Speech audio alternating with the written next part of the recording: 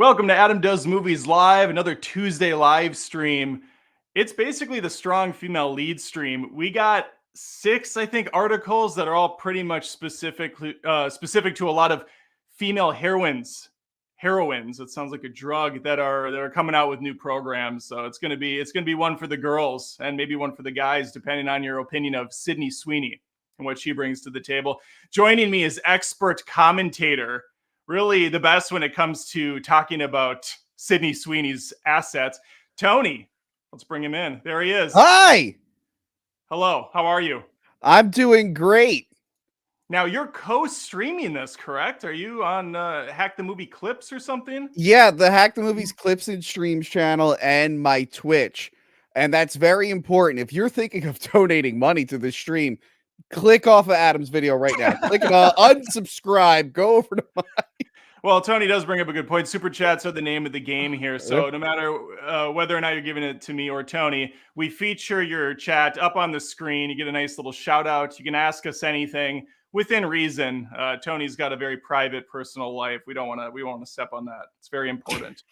Very secretive over there. Yeah. I have a very, very busy life. I'm a very exciting man. I was babysitting today, and then I went to the gym. Oh, okay. The really cute girl that I'm too afraid to talk to because she's way out of my league was talking to, like, flirting with a guy, and I was like, I'm gonna stop coming to this gym. I'm just gonna be fat. Fuck it. Yeah. I was actually gonna ask if you were still keeping up with the regimen. It's hard to tell because I only see your face, but you're still doing it daily. Yeah. I kind of have a bicep. Ah!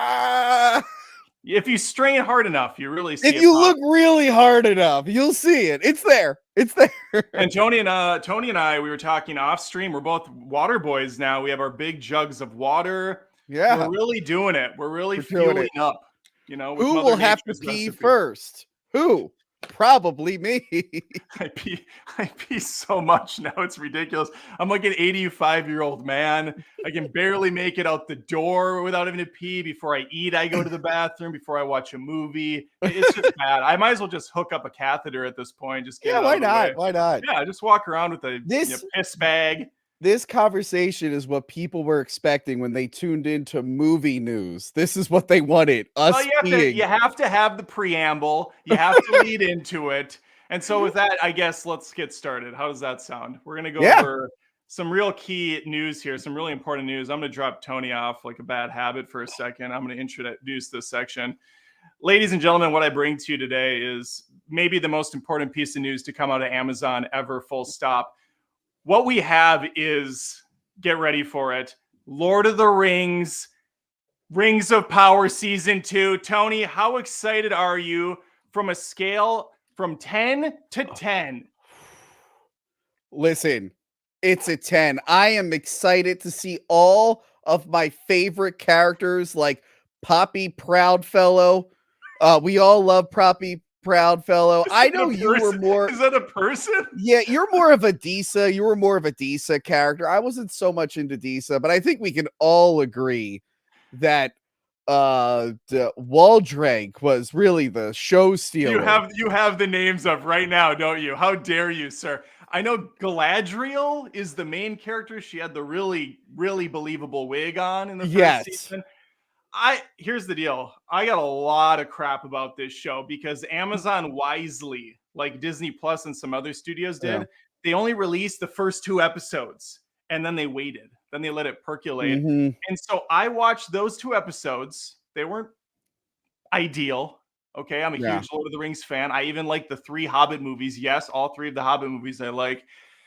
I watched those 2 episodes. Hold on. Every part of those Hobbit movies? No, but overall, I just enjoy Middle Earth. I like my time there with all of our favorite hobbits, Tony. Fatty Hobbit, little taller Hobbit. I think you're thinking of the dwarves. They were dwarves in that movie. There's only they're all the same to me. They're all the same.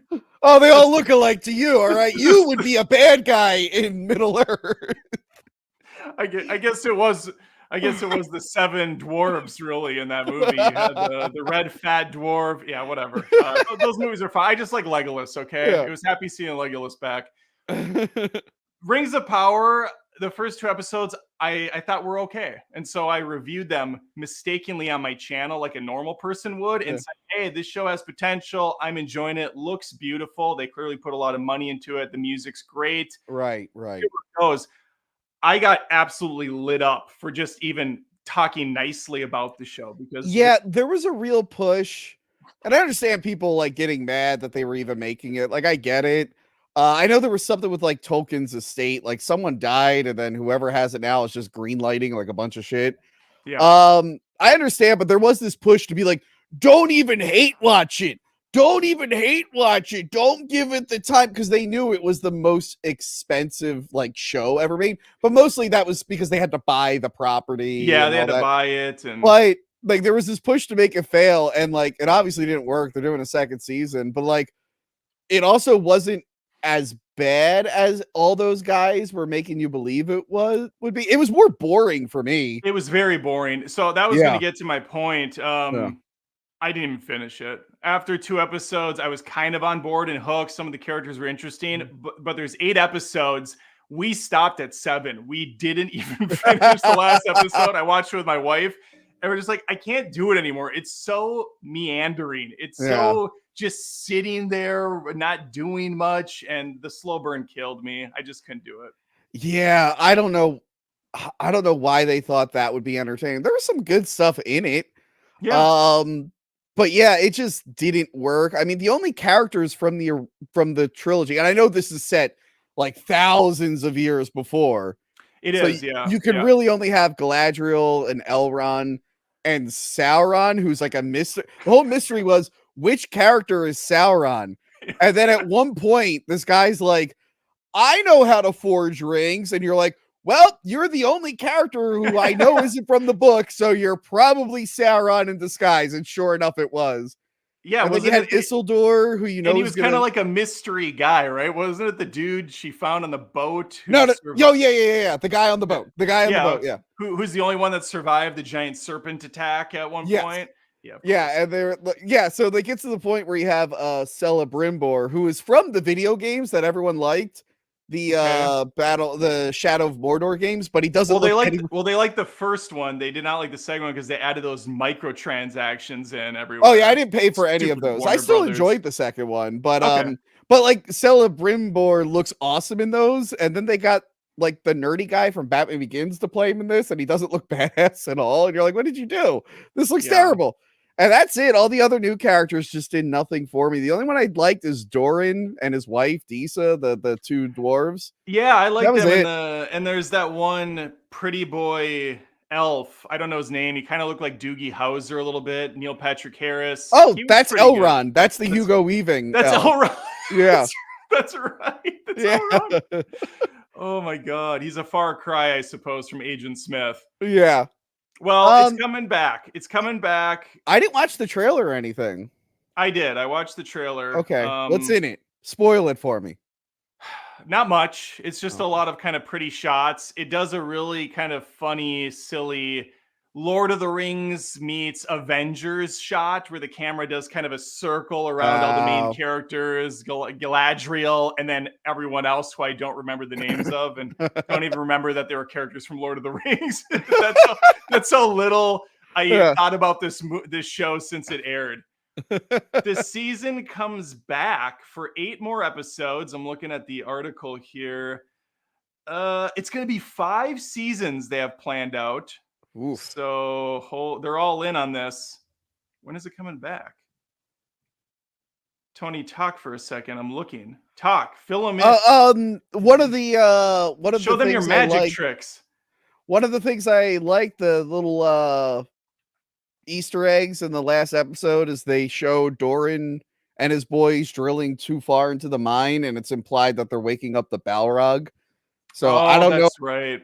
I don't know if we're going to see the Balrog like destroying that place. That'd be interesting to see. I do want to know who the guy who fell out of the sky was. I'm assuming he's one of like the wizards, maybe not necessarily Gandalf, but they're called like the Maya, I think, in the Lord of the Rings books. They're like sent from somewhere else to interfere with human affairs, and then I guess they go away. So I want to see what is up with that, but like I'm not going to make it a priority to watch it. Like that last one, I watched it like week to week for the first few weeks, and I'm like, I'll catch up later on. August 29th is when it comes back. Okay. So set your calendar for that. There is a whole cottage industry around just destroying this show. You could really start a new channel, Tony, called Rings of Power Sucks, and you'd probably you'd surpass your own channel, Hack the Movies, within probably a month. It's wild. But you will see so many hate videos on this show, and to me, it's like I might watch it and do a review. I can't imagine making 20 videos.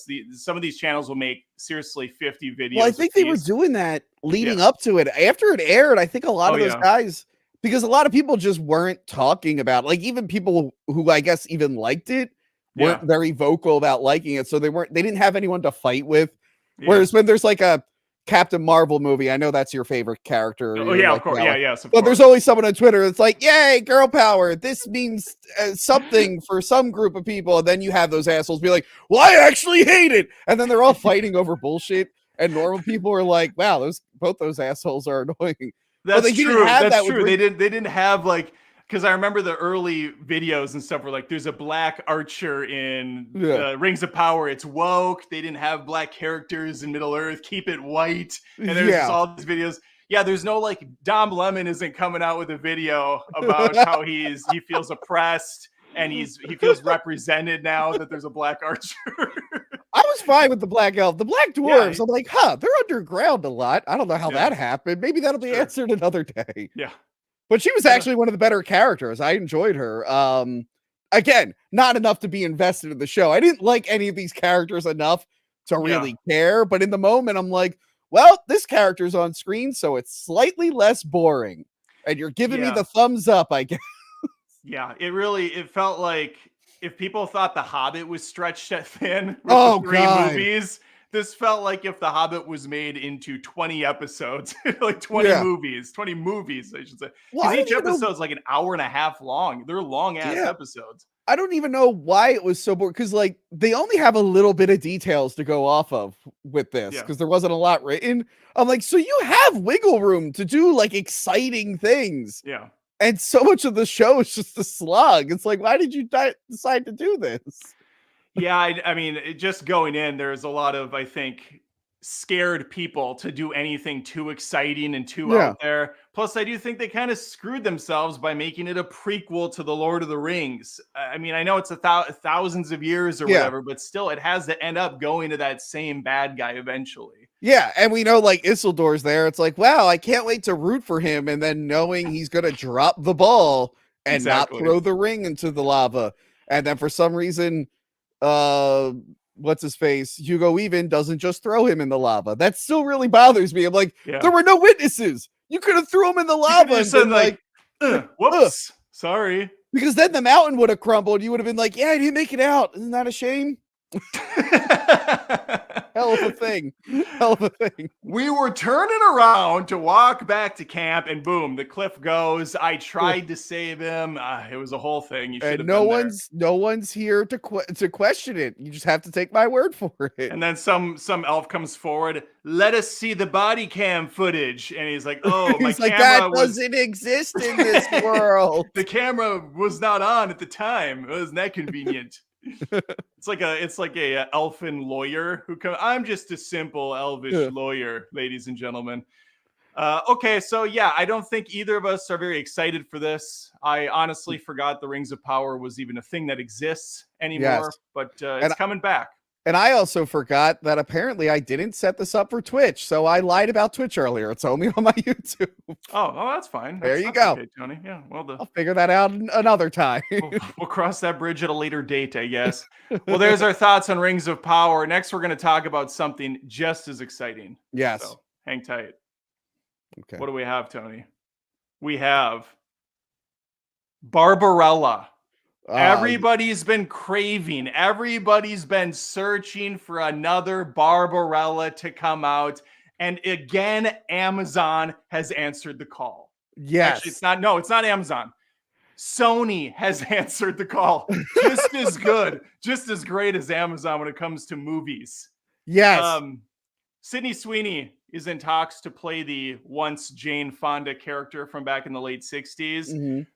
I will say that might be the best casting choice of all time, considering Barbarella is known for her sex appeal more than anything else. Yeah, even if you look at the like if you go to Wikipedia, the comics, it's Barbarella in a spacesuit. I guess she just shot some lady's head off, and the lady is totally naked in space. As one is after their As head one goes is, off. yes. Yeah, you lose everything. Yeah, God Well, bless. God bless Johnny, anything. let me make this even a little sweeter. Now, Okay. obviously, a little Sydney sweeter. I tried and failed. I tried for the pun and failed. We don't always stick the landing, okay? But we still go for it. Sony is not a good thing. When I hear Sony in movie, I'm instantly kind of like regressing into myself, Yeah. scared, frightened into a shell. But what gives me hope on this is Edgar Wright is in talks to direct. Yeah, and Edgar Wright is a big he was like a big comic book guy too. Have you ever watched his show Spaced with Simon Pegg and Nick Frost? Oh, Adam, it's only 2 seasons, they're like 6 episodes each. You can knock it out on the weekend. But a lot of that Simon Pegg's character in that worked in a comic book store, so there's a lot of comic references on top of like just general pop culture. I know he's a big fan of like the 2000 AD comics, like Judge Dredd, and they got that artist from that book to like work on the show. So he's well versed in comics. Edgar Wright famously didn't get to do Ant-Man, even though he was working on it from before there was an MCU. I mean, you can definitely see his fingerprints all over that first movie and how much it completely goes away in the the movies that would come after Ant-Man 1. They don't have that cool look to them or that style. Yeah. But I mean, Edgar Wright is a favorite of mine. He did Shaun of the Dead. He did Scott Pilgrim versus the World. He did Baby Driver. The guy doesn't really miss, although I did not like Soho that much. Still haven't seen it. Is that what it's called? Late night in Soho. Yeah. I keep forgetting to watch it, but I do love Shaun of the Dead, and I reviewed it recently on my channel for the 20th anniversary. What a nice segue. Perfect. Yeah. Thank you for that. Go watch that after the stream. But yeah, I kind of like where Edgar Wright is right now. Like after Scott Pilgrim, which again is another comic book thing that he did, like an indie comic. Yeah, I like how he's in this like kind of experimental phase. So I think Last Night in Soho was like more of like a straight up horror thriller sort of thing. Yeah, kinda. It was definitely thriller. The horror stuff doesn't really take place until like the last 15 minutes, and it felt like a totally different movie. Yeah. But we don't need to get into that again. I'll just say this seems like a good combo. I think Wright is perfect for this kind of serialized, pulpy type of film, 60s vibe to it. I could see him totally putting his mark all over this movie. Sydney Sweeney obviously has the sex appeal. It's what she's known for more than anything else, but she can act. I've seen her pretty good performances. So this should work out very nicely. We should just be happy that we have hot blondes in movies again. I'm really excited about it. We did it, folks. We did it. We did it. You know, okay, so I'm gonna keep an eye on this one. It's obviously very early in the planning phase, but he's never in my sorry. He's also remaking Running Man too. He is? Yeah, I think he's remaking the Running Man. Arnold's movie? That Running Man? Yeah, I believe Edgar Wright is attached to a remake. Where they have the baseball helmets as futuristic. Yeah. Edgar Wright is doing it with Glenn Powell. That's right. Co-star. Yes, the Glenn Powell thing. Yeah. Now I don't know if it's going to be a remake of the movie, because famously the movie just ignores Stephen King's book. So maybe it's just an adaptation of the book, but accurate. I think it's going to be an adaptation of the book. It's not going to be anything like the movie, which is schlocky fun. That's after Predator. I think that's Predator, Conan the Barbarian, Running Man, my top 3 Arnold films. What about True Lies? That's okay. It's not as good as Predator, Conan the Barbarian, and Running Man. Okay, where do you rank Junior on that list? Junior's pretty far down. Is it under or over End of Days? No, I'll watch End of Days more. End of Days is so fun. It is so fun. I laughed in the theater watching that when that fucking priest walks up to him, dead serious. Yeah. I don't know how this actor got through this line, but he Yeah. goes, oftentimes numbers are written upside down and backwards in whatever language. And so 1999. No. I got the line. Yeah, okay. So 666 is actually 999, as in 1999, the year of his return. 1990. He just throws the one in front. Has nothing to do with anything. I love that. That priest is also the same priest from the original Amityville Horror that gets scared out of the house with the flies. I feel like he's in a lot of horror movies. He's just in the background sometimes having a lunch, and they just throw him in for a scene. just the stretch though to get from. I was kind of on board with the 666-999 thing, but throwing in the one in front, making it a 1999. Like, come on, guys, are we even trying? And of course, this movie came out right around Y2K. It was 1999 when it came out, so it was very, very timely with an event that never even took place. Yeah. Just to put a bow on this conversation, you excited about this? Yes. Yeah. I'm very excited. Okay, thank you for that final contribution. What a way to end it. All right, Barbarella, I'm going to keep my eye on this one. I am looking forward to this. Didn't think I would ever hear that word again, but here we are. Yeah, it is funny because we do have a lot of girl power stuff, and it's all like, we have to get rid of the sexualization of the past, but I guess you have too many of the Marvels failing, and they're like, no, let's bring that back. Let's bring it back. We should do barbed wire again. Bring back barbed wire. God. With Sydney Sweeney? Or anyone. I'm in for Sweeney. I still want them to give another shot to Tank Girl. I thought that would be fun. Tank Girl's fun, but that got butchered in editing. I did not like Tank Girl, mainly because I'm just not a big fan of that actress. Lori Petty? Yeah, Lori Petty doesn't do anything for me. Well, they should try it again. Yeah. I mean, I think I'm all for reboots if the original's not very well received and doesn't hold up to scrutiny, and that's definitely one that they could take another stab at. Oh, yeah. As much as I enjoyed that original, like I said, it was butchered in editing, but also I'm like, I could see like this kind of got screwed over by the studio. I'd like to see another shot at this because she seems like a fun character. It seems like a fun world. But yeah. Well, speaking of more of the same, speaking of more strong female leads in that same playground, I have another story to tell you about, Tony. Okay. Yeah. You excited?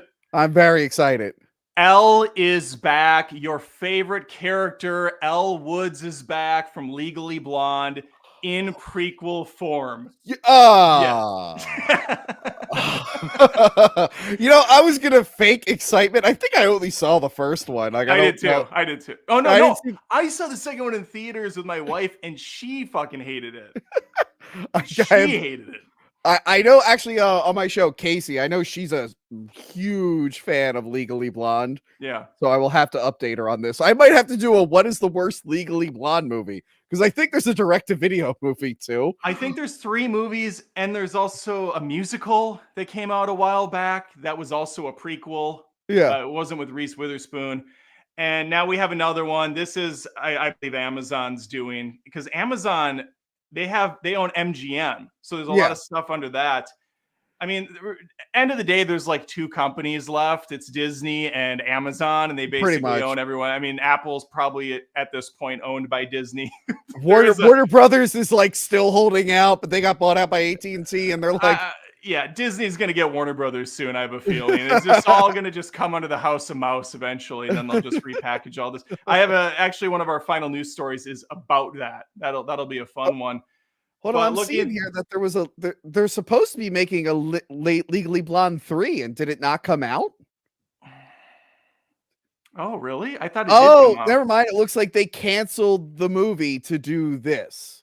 That's probably not the best idea, but we're going back into, we're going pre-lawyer. Wasn't the whole point of Legally Blonde that she was a lawyer and a blonde? That's kind of like the oxymoron. It's this dumb girl can't be a lawyer, and then she proves everyone wrong. Yeah, so I don't know how you do a prequel to that. Is she going to be on the debate squad or something? It's really like that was her origin. That was the important thing we needed to know about. We saw the origin. We watched it. Yeah, that was her thing. We don't need anything before that. And I'm pretty sure there was even flashbacks in the movie to when she was younger, but it's been a long time since I've seen Legally I said Blonde. the same thing with like Solo when they made the Han Solo prequel. I'm like, no, we got the origin story for Han Solo. It was called Star Wars. We saw it. We got it. We didn't get the rich tapestry of information, Tony, like how he got his blaster or how he got his name. Well, we need to learn. We need to learn why Elle Wood likes pink so much. We need to learn that. I need to know why she loves pink. I need to know why what if they blow our minds and we find out that she was originally brunette and she dyes her hair? That's like a big reveal. Will break the canon and the lore, and I don't even want to entertain that idea. Okay, they're gonna be on the Legally Blonde message boards. Hey guys, it's L12345 here. I am livid.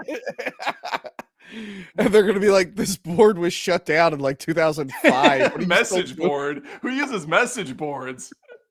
The Discord? Should I have said that? That's what Discord server? Oh my God. Yeah, I don't have really any other thoughts about this, but we are going to pair this with a nice bottle of DC news as well. Oh, thank God. I love DC. Because Supergirl's coming into the mix. Kara. Is it Kara or Kara? It's Kara. It's Kara Zor-El. And good. You know, she was great in The Flash.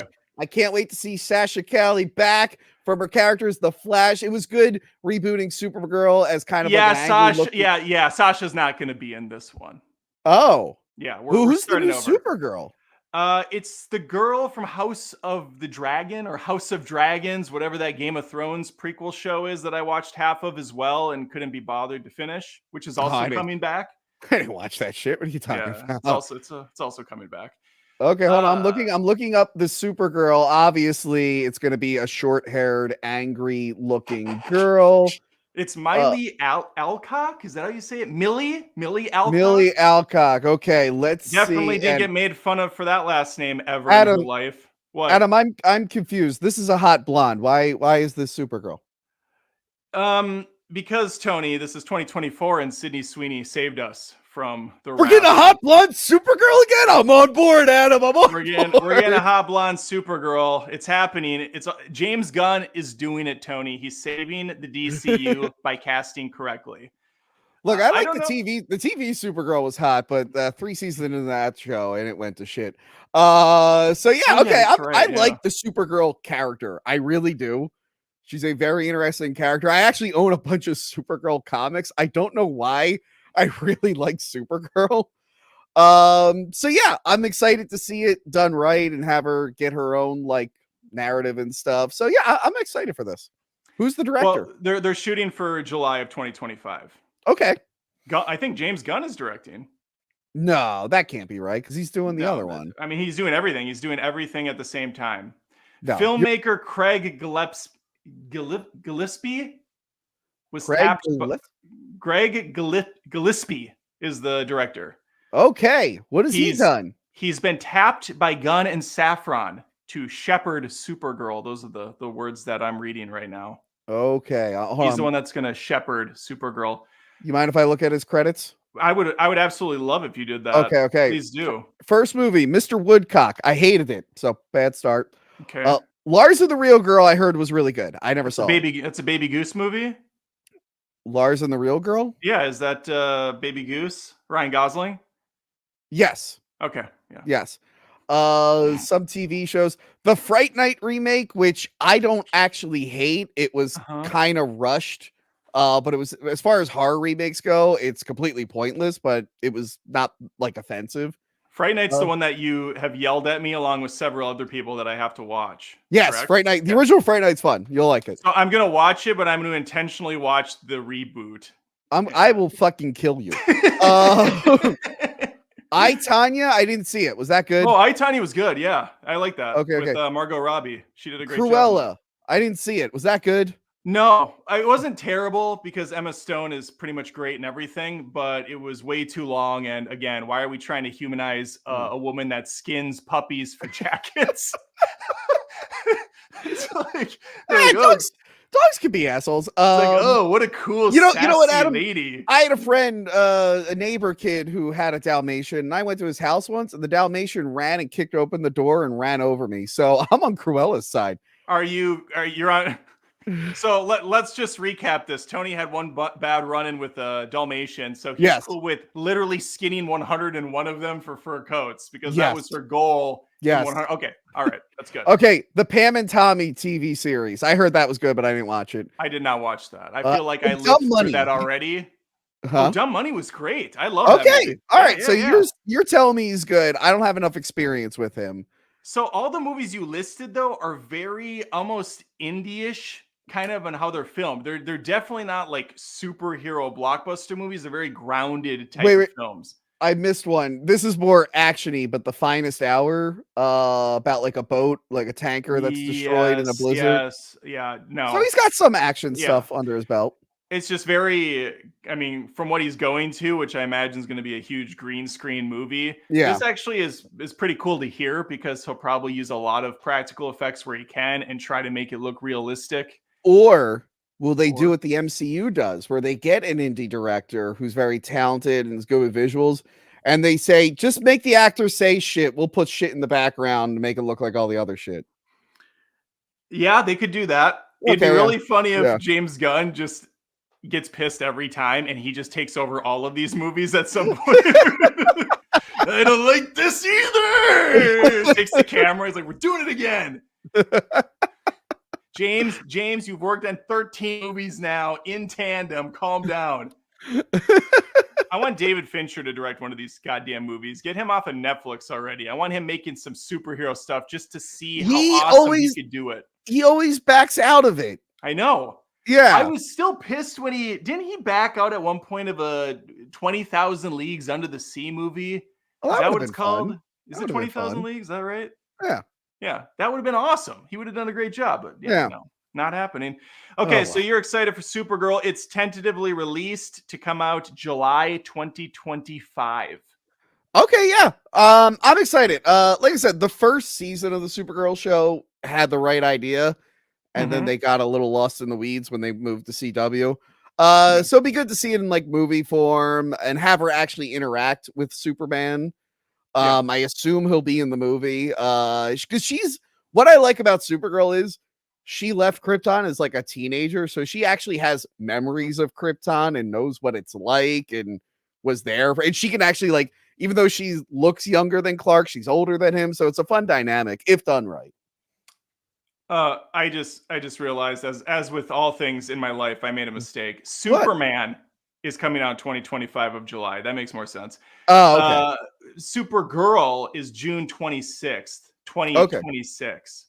Ah, okay. So we got time. We got time. Superman. Oh, that's right. They changed Superman's next summer. Okay. Yeah, they changed the name to just Superman. It was Superman Legacy, and they changed the name. Yes, they did. They did. All right, I'm excited for this too. I like a hot blonde Supergirl. I like a hot brunette Supergirl. I like Supergirl. It'll be a good time. Maybe I just like women. Either way, I'm looking forward to it. I don't believe you. I don't believe you like women. Well, we can talk about it off camera. Okay. I got 2 super chats, Tony. I don't know if it's for you or for me, but either way, thank you for the super chats. We need more. I mean, we're busting our asses off. We're working really hard. Should drink some water. Tony, should we do a water break real quick? Yeah, we gotta drink some water. We need that thing on Twitch, which I forgot to stream to, that like tells you that it's like a plug-in in your chat that tells you to drink water or something. That's why I have a wife. She'll just yell at me once in a while. Adam, drink some water, you jackass. Sorry. Okay. Yep. Okay. Good job. Feel good? Do you feel good? I feel great. All right. Ryan Powell for $10. Shot out of a cannon with a beautiful. Some say they've never seen a super chat so good before. Here's a super chat, but you two have to share it. More Seinfeld references, please. Oh, Ryan. we need Seinfeld in a Superman movie. We need it. It needs to happen. He did a commercial with the Superman. Remember, it was like a credit card commercial back in the day. That was a series of commercials where he was with an animated Superman, and it was the guy who played David Putty as Superman. That was a good time.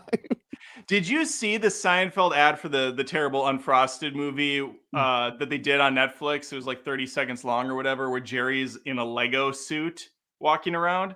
No, Go on YouTube and watch the Lego Jerry Seinfeld Netflix ad. It's actually funny towards the end because some cameos show up from the show. I'm not going to say anything else. I want you to watch it because you'll get a little smile. You'll be like, "Oh, this commercial is better than anything in the Unfrosted movie." Okay, Ryan, I'll up my Seinfeld game during the stream. I promise you that. Good. All right, giddy up. Let's go to the next one. We have King Cold for $2. Sasha, how do you say the last name? I think it's Callie. Sasha Callie was pretty hot. She had a good body. Okay, yeah, no. The Supergirl from The Flash was really hot. The Supergirl from The Flash was really, really hot, but that's not what I had in mind for Supergirl. I'm thinking hot blonde. Okay. Tony wants it comic accurate. Comic accurate. All right. What if she was Italian, Tony? Mamma mia. Well, they better cast a real Italian. I'm still upset with the Batman because the Catwoman in that movie is technically Italian, and Zoe Kravitz is not Italian in real life. So that's a shame. It is. Okay, we have two more topics for the night. So please, I implore you to get those super chats in. Okay, I implore you. Tony, this is going to be one that really wets your whistle, and by whistle I mean penis. This year, Amazon didn't even make sense. Yes, it does. What's your whistle? Which kind of, I mean, it does. It's a stretch. It's a stretch. Wow, everything's a stretch. Okay, everything's a stretch, Tony. Words are just words. We abuse them however we want. Okay. Amazon this last year did the unthinkable. They made Roadhouse great again. Tony loves the film. He fell over backwards, head over heels for it. He praised it up and down. Roadhouse is back, and it's better than ever. Look. Patrick Swayze. No. All right, look. You actually were on that live episode. You showed up for the last 10 seconds to destroy your mic on camera. You thought that was a good business decision for some reason. I would have advised against joining on a stream as it's ending to break your equipment. Yeah, that wasn't good. I was like tripping all over, and then and I really ruined the stream too. Let's be honest, because then I was talking through what sounded like an old timey, I don't know, like prison intercom system. Yeah, that was great. That was great. But if you watch that video, I actually didn't hate the new Roadhouse. It's good. I thought the story was okay. I thought it was fine. Where it lost me were the action scenes. The action scenes were atrocious. Interesting. You know what I'm talking. Did you thought they were all bad? Because I thought the first half was way weaker than the second, but I thought the second half it's like they figured things out halfway through the shooting. And they just went full on face off by the end. They're flying off boats. The camera's moving around everywhere. I know what you're saying. No, I know what you're saying. There were moments. So you know what they did for the effect, right? They had them. It felt like a body cam. Well, they did the thing where they're like, they had the actor punching like green bags, and then they had the other actor reacting to the punch because you can't actually punch a stunt man. Sure. And so you have to cover it up, but they're like, wait, we have this effect where we can actually connect the punches. And it works in small doses. I've seen it done in films. The problem is every fight scene in this suddenly had digital camera movements, and I think they're on a green screen, and then they have that composite effect, and it doesn't look like they're really there. When there were like close-ups of it, it was fine, but when they go in those like long takes, that was shit. The wacky one-liners were shit, where he's like, oh, this piano's out of tune. And then no. I like that. That's what I'm saying. The second half felt more authentic to itself. It didn't feel like it was trying to be something serious. It went complete. Once Colin McGregor jumped into the mix, I thought the movie became 10 times better. Okay, Before that, it was incredibly mediocre. I loved Colin McGregor, Conor McGregor. I think they should just make a whole movie about him. I'm glad they kept him alive. I'm sorry, Connor. I might have said Colin on accident. I don't know. We'll just say you messed it up. As we know from our Alien commentary track, you don't know you know all the names of actors. You just don't know what their faces look like. I can't I won't sign off on that, Tony. There were like 3 moments where like, no, Adam, that's nobody, nope. And the only way people would know is if they're Patreons on patreon.com/AdamDoesMovies. Yeah, find out if I'm lying over there. And so I think I was perfect, and no one will tell me anyway. Okay. You guys sign up for Patreon and let us know. No, and then the ending where he like suddenly becomes like a methodical, violent murderer. I'm like, okay, well, Dalton did kill a bunch of people at the end of Roadhouse, but that was like in the moment. He was angry. He rips a dude's jugular. Yeah. He works up to that, but like he wasn't like he didn't stalk them one by one planting bombs. I'm like, what the fuck is this? So overall, I thought it was mediocre, and I was expecting it to be the worst thing ever. Roadhouse 2 is still the worst thing ever. Roadhouse 2 is abysmal. I have not seen Roadhouse 2. I don't ever see it. It's kind of like Caddyshack 2. I don't plan on ever watching Caddyshack 2. I've heard nothing but horror stories. Smart. I'll say this. I have such a low bar now for streaming movies, just full stop, that the whole like it looks like digital shit is completely gone for me now. I don't expect anything but that look, because I would say 90% of the time when a movie's made for streaming services, it has that digital look to it. I don't know what the hell they're doing, if it's the way they're filming these things or what, but it just has a cheapness to it that I just can't get over.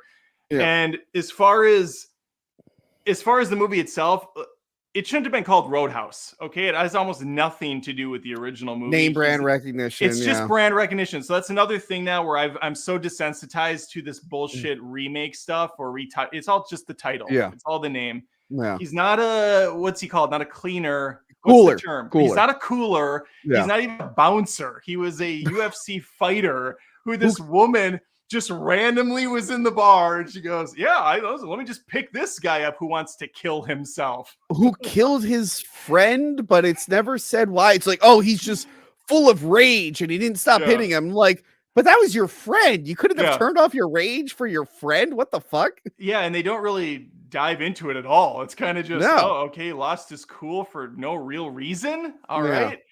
And he doesn't have his best friend from the original movie, so that relationship isn't there between the coolers. Yeah, I don't know. This movie is completely separate from what Patrick Swayze did, and it is what it is at this point. Yeah, it was. We have another mediocre. Yeah, you know what it is to me? It's kind of like Jumanji: Welcome to the Jungle with Dwayne Johnson. How they pretended it was in the same universe as the Robin Williams movie, even though they're completely different films. I never even bothered watching it. They don't connect it at all. They do, but it's like the lamest connection ever. You could tell that they made the movie, and then there was pushback online that they were just remaking it, but going a different route. So they're like, let's just throw a scene at the intro where they find the board game, and then somehow it turns itself into a video game cartridge. Right. It's just ridiculous. And I think there was a character that supposedly had been there the whole time from the first film that we didn't see. It's nonsense. Funny story though, Tony. Yeah.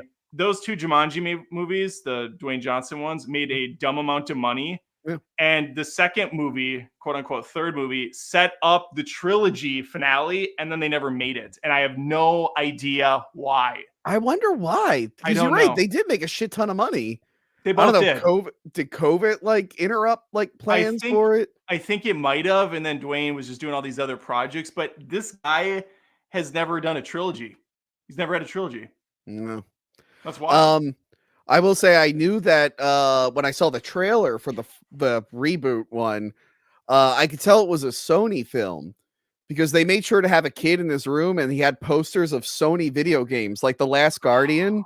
Which had already been out for like a year, and I like The Last Guardian, but it is a letdown if you like the two previous games. So I'm like, I wonder if this is a Sony movie. Oh, there it is. The Last Guardian, that like dog cat thing that took 20 years to make. Yeah, I never played it, and I can play it whenever it's free on PlayStation Plus. But the funny thing is, Sony is the only time I ever in my life see people with Sony computers or Sony phones. I've never seen them in the wild, but they're all using them in the movies. We got to use my Sony Vaio and my Sony Ericsson, which I did own a Sony Ericsson for a long time. While drinking a Pepsi. Yes. Okay, Roadhouse 2, excited, not excited at all, or you just kind of like, all right. I'd It did well for rather Amazon. I'd rather a spin-off of Conor McGregor's character, but I mean, I'll give it another shot. For me, it doesn't really feel like Roadhouse. If they fix the action, you know what really pissed me off? I know you said it looks like a lot of other movies. Yeah.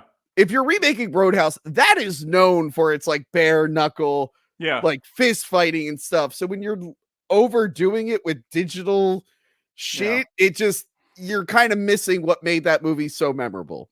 And I don't think there was a single roundhouse kick in the entire film. I don't remember. The director is like, that's Swayze's. We will not do that. That is definitely Swayze's. Wasn't a throat rip. No, that's like the one thing you need to do. They're saving it for the sequel. Oh, gotcha. You know they are. You know it's coming in the sequel.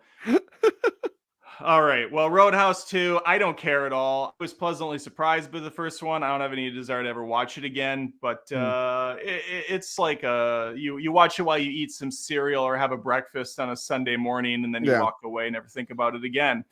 And that's all I think about that. Yeah. We have a couple more super chats. Yeah. People are listening. They're learning, and they're providing.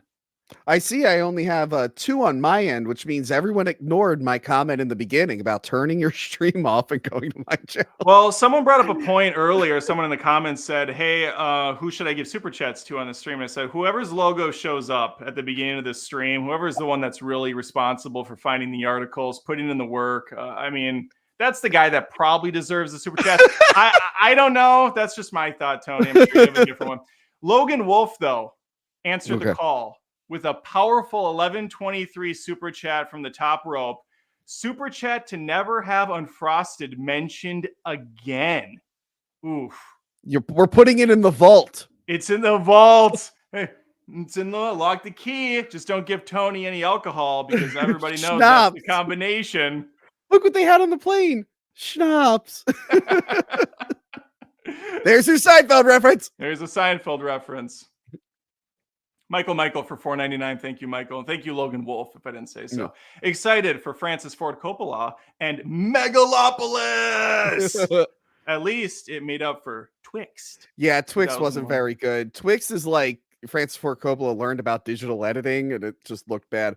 I think the last movie I saw Francis Ford Coppola do, his movies aren't big anymore, was Tetro, I think it was called. That was fine. I think it was a little autobiographical. I saw the trailer. It's pronounced Tetris, and it's based on the gotcha. documentary. Yeah, I saw the trailer for Megalopolis. It looks very interesting visually. I have no idea what's going on. Sci-fi film, huh? Sci-fi, correct? Yeah, I think so. Yeah. I'll give it a shot. Francis Ford Coppola, great filmmaker, weird dude. He's a very weird dude. Ever listen to a commentary track? He's very bizarre. I think a lot of these people are.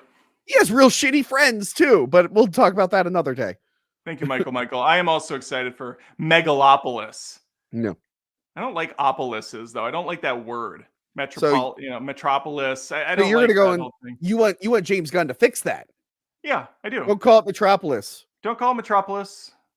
Call it Metropol World or something. Anything.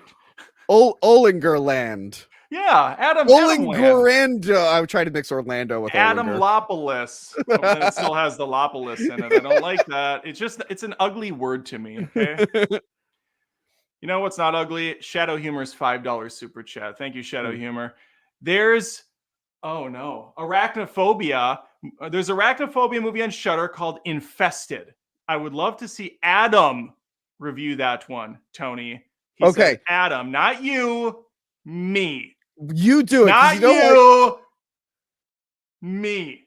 Yes, you can do it. But I'm done. I have a funny thing. Like last month, I had, and you actually reviewed it, Sting on the list. Yeah, about the spider in the hotel. You got like an early screen into that, right? No, it was one of those Monday mystery regal. That's what I meant. You got to see it early. I did, but it wasn't like a special thing. I was just a regular common peasant going. No, that's what I didn't need it was a special. Yeah, you implied it. So I put it on the list because it looked interesting. That thing was out of theaters like in a week and a half. It was gone. I could not find. Apparently, Joey C was smart and saw it early, and then I informed him like, "Oh, Joey, we're not reviewing that. It wasn't available anywhere." He's like, "Oh, I saw it." I'm like, "That sucks. I don't know what to tell you." And then I found out last minute that Shudder has a different movie about spiders in a hotel.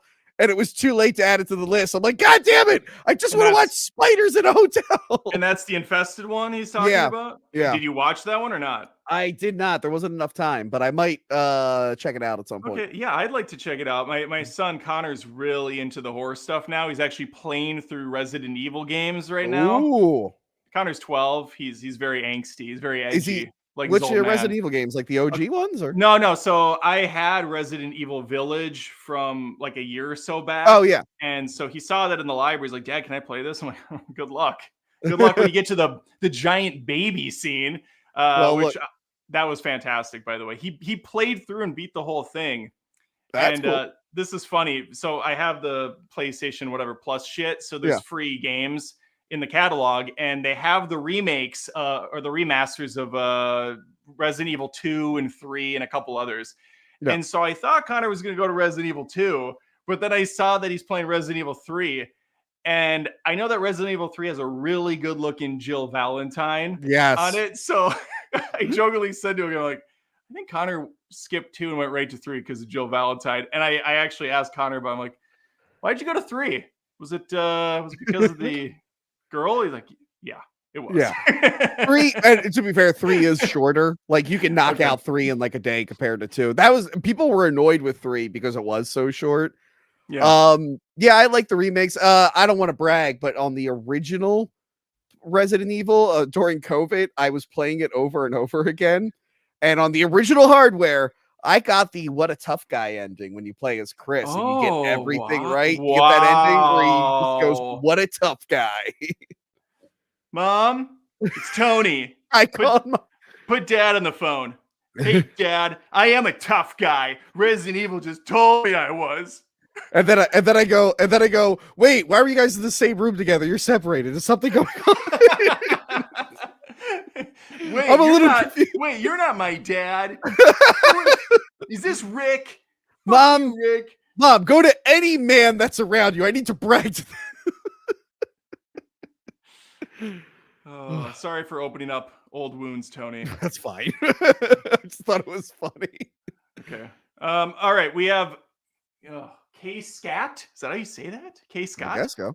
$10, a beautiful super chat, maybe the second best one of the night, possibly the third best, but a beautiful super chat. All $10 are for Adam. Bullshit. I'm here before Adam blows all the way up and hits 1 mil. It's just around the river bend, Pocahontas. Keep up the great work, Adam. You're my favorite film reviewer. Also, can we please call your fandom the A-Team? Yeah, we are kind of aging out that way. We might as well. The A-Team sounds good. I like that. Tony, what are you guys called again? The hack-offs. Oh, the hack-offs. Okay. I did a poll before the channel even got big, so I probably should have rethought this when I did kind of get on the next level. But no, years ago I did a poll. Like, what do you guys want to be called? The hackies, the hackers, or the hack-offs? And it was overwhelmingly hack-offs. And it's imagine putting out the most perverted one and thinking that wouldn't win. Thank you, Kay. By the way, if I didn't say thank you, I try to be polite. Thank you very much, Chris. Not going to try with the last name. You want to try that? Chris Sozdek. Okay, you did as good as I would have. $4.99. Thank you, Chris. There's a clip on YouTube of David Corn Sweat in his show Superman. Hollywood. Yeah. No, don't. It's 30 seconds long, and he showed more emotion in that than Henry ever did. Shots fired across the bow at Henry Cavill. I feel Henry Cavill was he was Superman before. Yes, I know. We actually have on your channel, Adam. We have a whole video going through the DCU and ranking it. And I'll just say what I say. Wasn't that like an 8-hour stream? It was so long. No, so I really like Henry Cavill as an actor. I enjoy his acting. He was given nothing to work with as Superman. He is the worst Superman, but it's not his fault. So there you go. Yeah, I don't know if I've ever seen Henry really pull off any sort of like amazing performance since the first Man of Steel. In the first Man of Steel, he actually does have a good range of emotion, especially when he freaking snaps Zod's neck. He's just on fire there.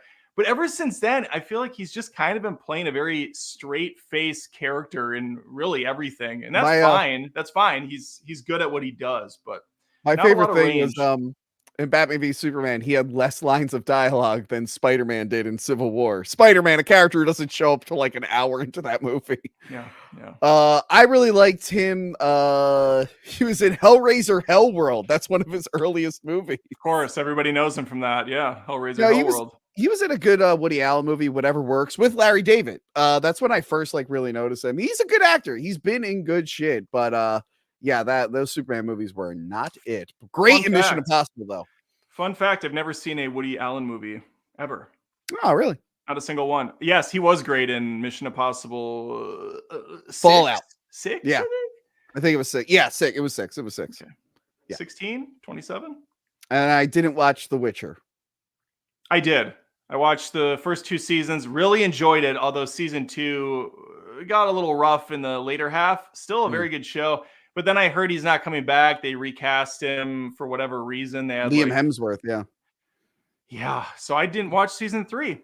And no one saw The Ministry of Ungentlemanly Warfare, which I believe is out now. I was going to go to it, but I don't know. It just other stuff got in the way. Guy Ritchie's throwing out like a movie a year, I feel like. He keeps knocking them out. And I heard Covenant is fantastic, and I still haven't seen it. I really want to, but... Well, look, I'm shocked that this didn't do well. As we all know, the Snyder fans love him, and they'll see any movie he's in. Much like the Snyder fans went out and saw Hypnotic with Ben Affleck.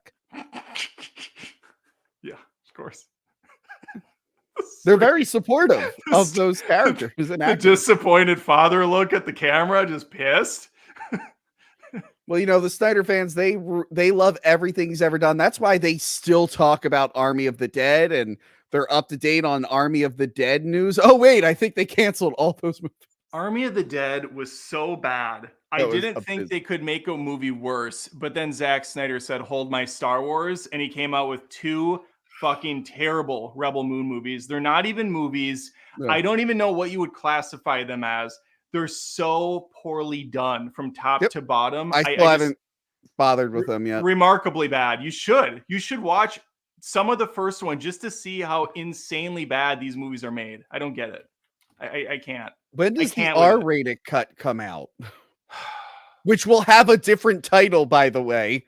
It's going to be called something else. And it's like, but... I like this whole... I don't even know what you want to... Like, getting out in front of it sort of approach that some of these guys have been doing lately. Snyder did it with Rebel Moon. Before the movie even came out, he's like, there's a better version of this movie. We're holding it. So if you don't like it, just hold out for a better version. It's like Snyder's getting upset. They're holding back. They're holding me back. They're holding me back. Dude, the Snyder cut of Justice League was like okay, but it wasn't that much better. No, like stop acting like you had gold. Like it was mediocre at best. Everybody, including me, collectively, for some reason, fell under a trance where we've convinced ourselves that the Snyder cut was going to be far better. I feel like I was very nice to that movie. So was I. I mean, I know I had plenty of criticisms about it, but holy shit, that movie's a train wreck as well. It really is a train wreck. It has the problem is in the writing. It has no reason to be as long as it is. The writing and the editing, which is all over the place. The final 30 minutes is a complete shit show. And the COVID effects. I love the bad chroma key and the really bad compositing because they did it during COVID when they didn't have as much money. The Joker reach around, and then all the Snyder fans are like, they fixed him. Snyder did it. They fixed Jared Leto's Joker. What? He's worse. He's somehow worse than he was in Suicide Squad. It's remarkable. I have his quote here for the R-rated cut. We don't have a date yet, but I think it's going to be, in the summer. I think it's interesting because you'll get to see, they reached like about an hour longer than the original, other than the PG-13. Whatever. So it will be nice to see the 6 hours together. No, it's gonna come out. No cap. At some point, it's coming out. No. Exactly. I don't know why I just go to tapping. Okay, I'm with it. No cap. It's coming out this summer. I swear. He's like playing Fortnite in his bedroom right now. He's like just doing some of the final edits on this scene. It was just funny to see all his fans go like, Rebel Moon's gonna be great. It's like, yeah, but all the plans for Army of the Dead fell apart. They did one prequel and then they killed it. I haven't heard any development on that series. I don't think anybody in the world watched the prequel. I know nobody that watched it. I don't think anybody reviewed it. It just came and went. I think Kaylee on my show said she watched it and she was like, it was okay. It was just like a bank heist movie. It didn't have anything about zombies or anything, apparently. Yeah. Yeah, but, no, it was a bank heist movie. Yeah, it was about Dieter or whatever that guy's name was. Yeah, there was supposed to be an anime style series. Haven't heard anything about that. It was mostly complete, and it looks like they killed it. There was a zombie robot in that movie at one point. Did you know that? It was funny when I reviewed initially. I'm like, yeah, the one they got shot, they had sparks. I'm like, what was that? And then like as I was editing, I saw the thing. He's like, I put a robot in there to add more mystery. And I'm like, that was a fucking robot? I'm like, that was very distracting. And no one like, I know there was a lot going on, but you think Batista would be like, was that a robot? What was that? Was that a robot? Yeah. He really is genuinely a child in an adult body who just kind of throws out whatever he wants, and no one says anything at this point. And he's got his pulse of fans. He said he would finish. He would get back to Planet of the Dead after he finishes Rebel Moon. Oh, please, yes, please do. Yeah. I will say Snyder has done a lot for my channel over the years, so I appreciate him. The only person that's given me more recent subscribers is Jennifer Lopez by making that 3-part brilliant movie, documentary, and album. I appreciate her more than. So you're definitely going to watch her new Netflix movie coming out, right? Oh, I will watch everything she puts out going forward because it's like catnip to these people. They love when I talk about Jennifer Lopez movies for some reason. What is that stupid movie coming out where she's in a mech suit? Oh my god, that sounds amazing. Does the mech suit have like a huge ass on the back? So that's like her thing. Unfortunately it doesn't. Like her thing? Oh damn. Oh fuck. I'll find it in a second. Hold on. Okay. Atlas. It's called Atlas. She's in like a mech suit. Are you sure it's not called Assless? No, I'm sure there will be a porn parody of it. But yeah, she's stuck in a mech suit on another planet, which means she probably filmed everything in a week, just going like this. It's a COVID shoot. It probably came out 3 years ago, and they're like, let's just kick this one out. People pretended like the new Adam Sandler movie where he's lost in space with some brilliant piece of commentary. So maybe we can do that with Jennifer Lopez. I was getting my list together for this month, and I saw that, and I went, nah, I'm good. I have X-Men 97 on my list for this month, so I got to binge that whole series. Yep. Man, I'm hearing good things about that. So I'm almost finished the original series. I'm up to the last season, which is bad because they changed like the art. It's like, really bad. They switched like animation. Well, the season before that was the final season, and then Fox said, "Let's do another one." Yeah, but we don't have any time. But we have a team willing to do it for very little. It's gonna be great. It's gonna look just like the original. It's like 50% shittier in animation. I hear X-Men 97 is really good. I hope they do like, what is it, Spider-Man 98 or whatever, because Spider-Man ended on a cliffhanger. People forget that. Like Mary Jane fell back in time and it just ended. You're like, oh, what happened? That was maybe the nerdiest, saddest thing for a 40-something-year-old to say just now. People forget that in the original animated Spider-Man. People forget that in the original Spider-Man that came out, the cartoon show on Fox. That should be a TikTok. Did you know? People forgot. It ended on a cliffhanger. People forgot that. People forgot that Life with Louie ended on a fucking cliffhanger. Yeah. Remember Life with Louie? Yeah. Anybody? Everyone? Okay. That was his first show, right? I don't know. He was like an animated kid. It was an animated show, but he had this adult voice. Wait. That's sorry. I was thinking of Louis C.K.'s first show, but that no, was Life with Louie is Louis Anderson. I believe he was a comic who grew up in Minnesota, a Minnesota homebound. I know who Louis Anderson is. I just didn't know about the show. Louis Anderson. Oh my god, I remember this show. It's Life with Louie.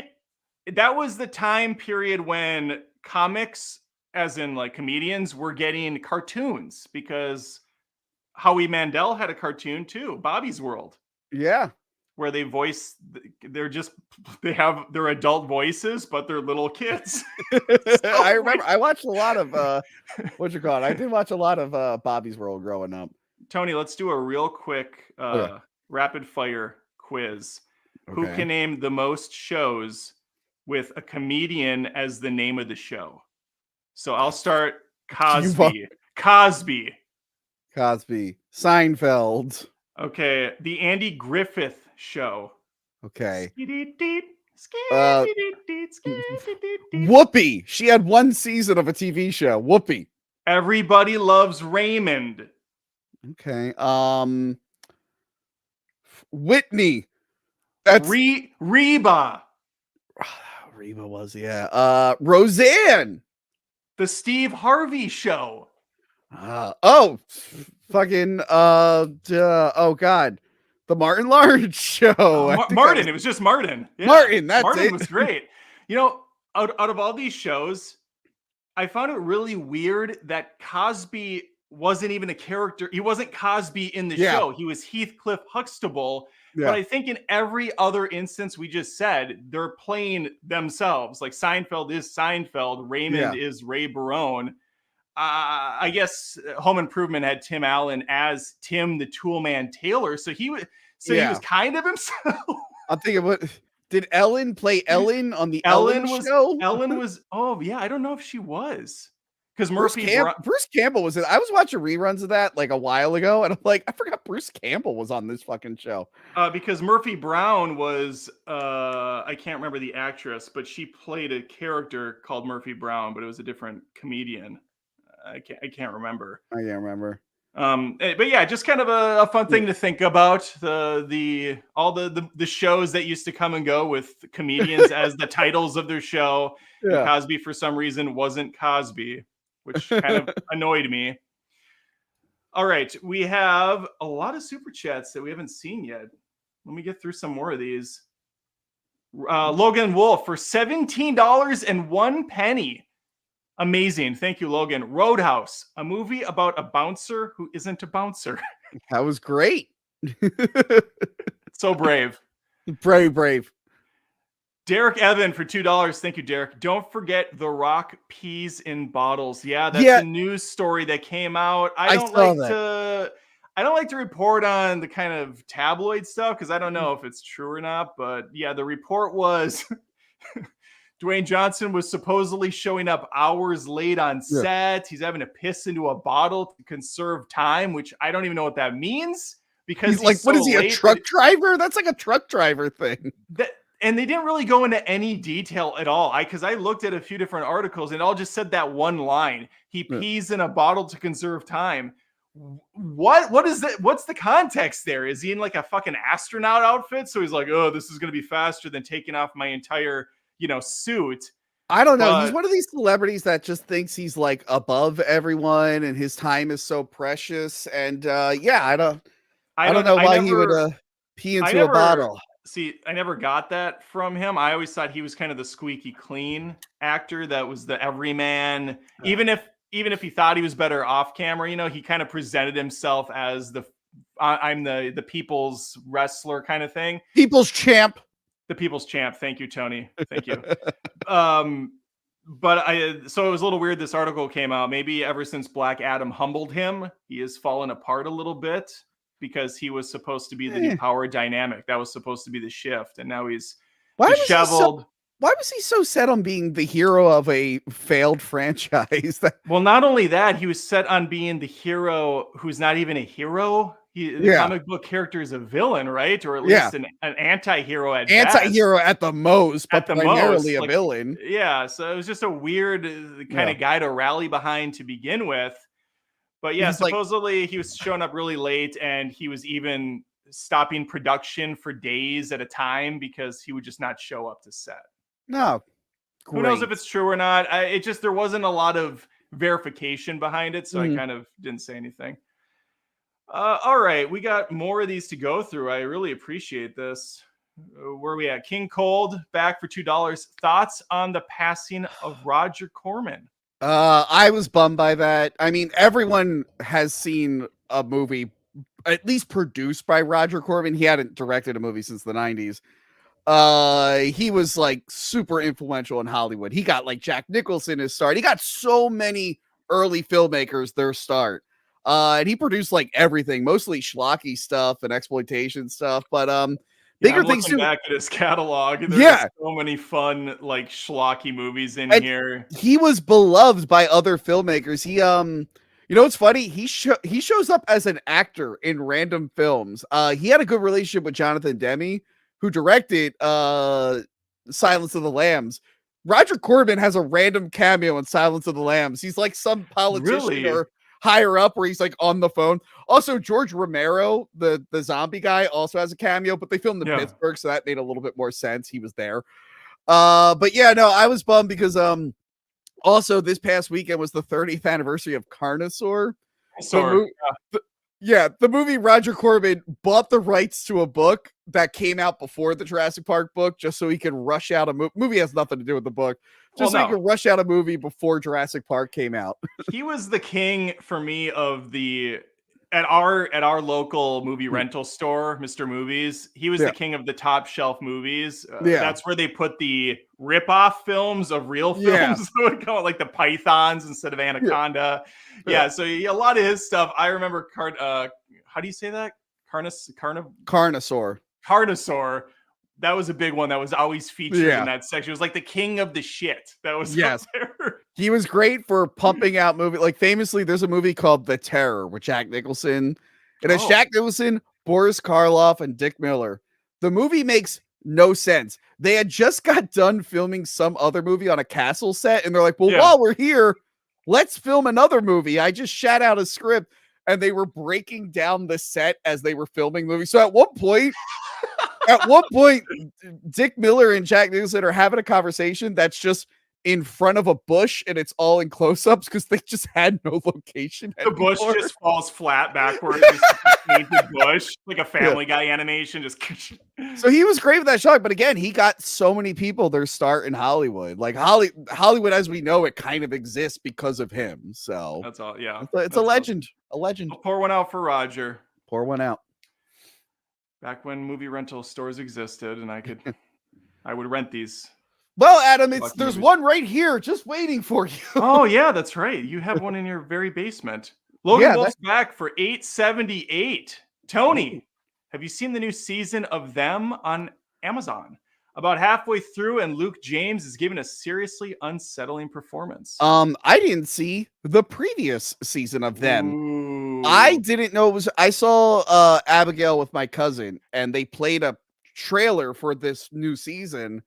I'm like, what is this? She's like, oh, it's a show. You might like it. And this is Them isn't the one that's produced by Jordan Peele, is it? I have no idea. Maybe part of the Us universe, Us Them. I have no idea. Okay, I might have just made that completely up. There was a horror show. It was being advertised. I remember the name Them. My cousin told me it was good. That's all I know. So no, I did not watch it. I feel bad that he paid money for that. I'm like, you better make sure I've actually seen it. Don't worry about it. Okay. We don't worry about that stuff here. This isn't a very professional show. Subscribe. Okay. Thank you, Logan. Shadow Humor for $5. Fun fact about Shadow Humor: I said his name wrong for 6 months straight. Every time he would do a super chat, I would call him Shadow Hunter. Just something for you to. That's when I learned I need glasses. No, I got ripped apart on the last wrap up because this guy name was like James something, and I just made up a completely different name for his last name that was nothing like it, and it became like a running joke. I just kept calling him something different every time he left a super chat because everyone's like, Tony, that wasn't even close. I'm like, where did I pull that name out of? Well, Shadow Humor is confused as well. Not about a name, though. Okay. Well, I guess it is. This is the title. The Fall Guy isn't performing well. It's no Oppenheimer. He's confused why people are surprised. I'm not surprised it's not performing well. I mean, I didn't think it would perform terribly, but it's a big-ass budget rom-com action movie.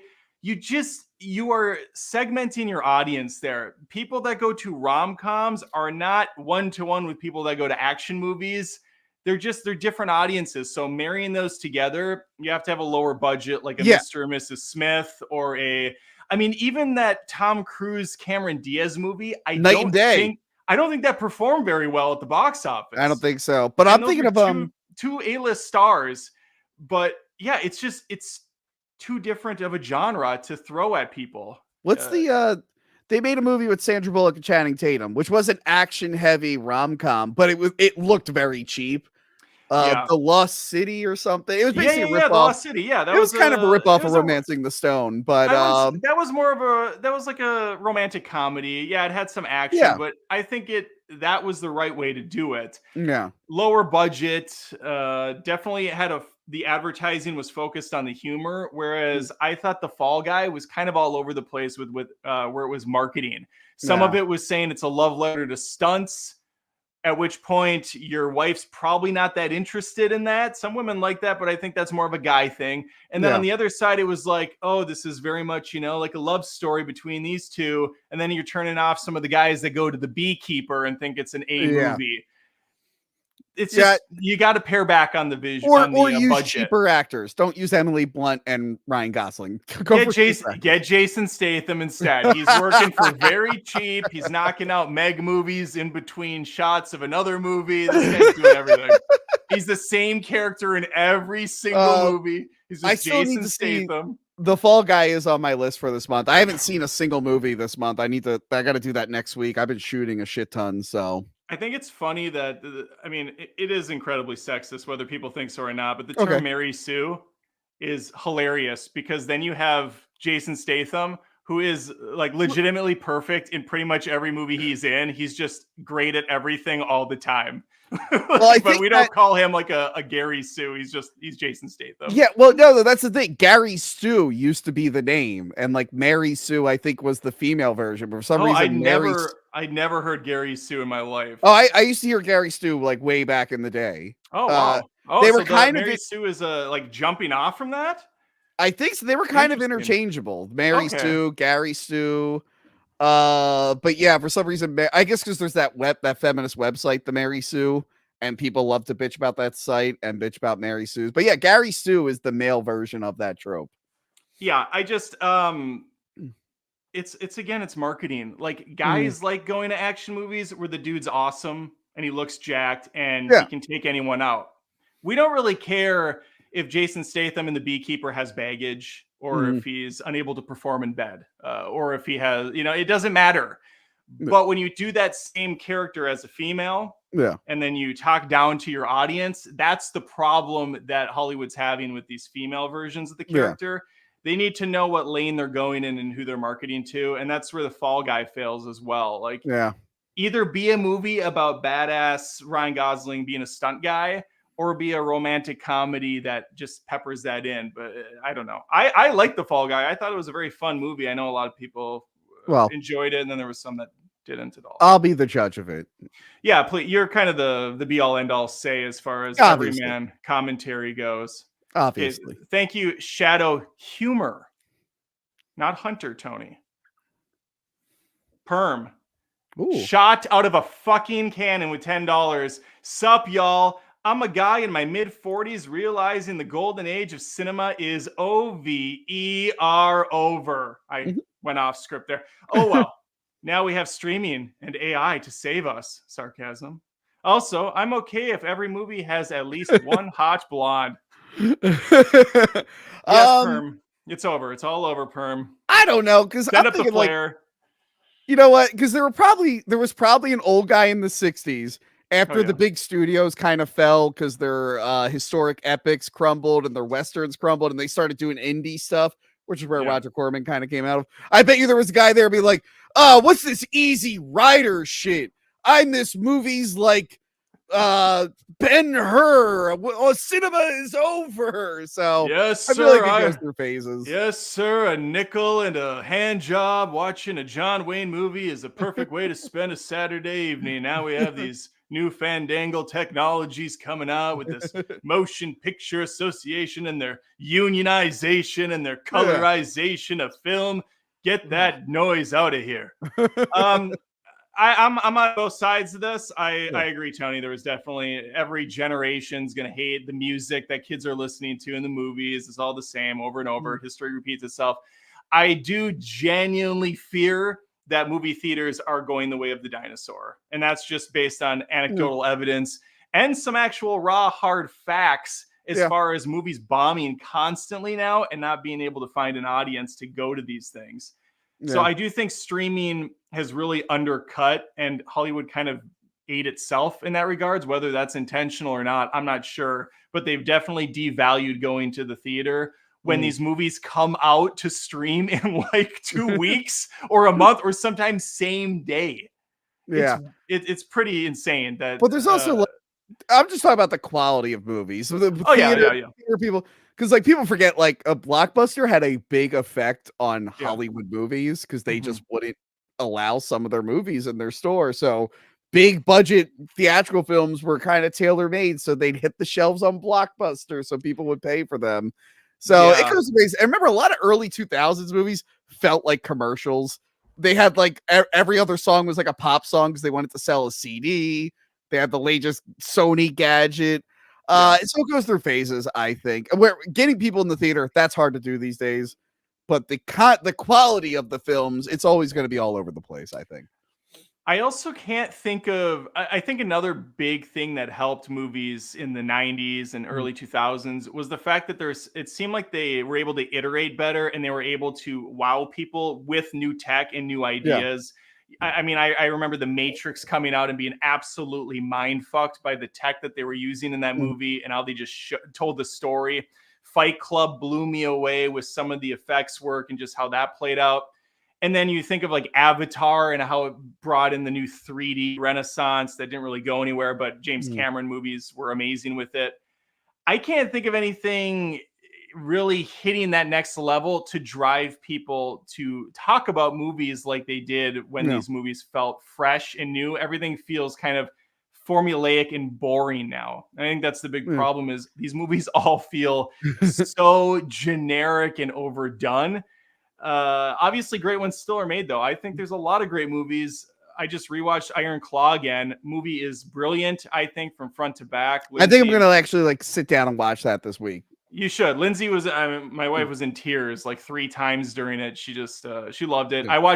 I did a short on this, but Marcel the Shell with Shoes On. Yeah, you were telling. Dude, that movie is so good. It's my favorite A24 movie now. Very, it has like a family feel to it, but it's just so brilliantly written. And Jenny Slate, absolutely amazing as a voice talent. Yeah, there's lots of good movies coming out. It's just, there's so much. And so I think percentage wise, it's starting to feel pretty bad. That's right. For every good movie, for every good movie that used to go out into the theaters, you might get 3 or 4 bad ones a month. Now, for every good movie that comes out in the theaters, you have like 1,000 movies on all the different streaming services. You're right about like the bigger movies all kind of just being whatever. That's why for the wrap-ups, I put on like little indie movies. I'm like, I just need to see something different.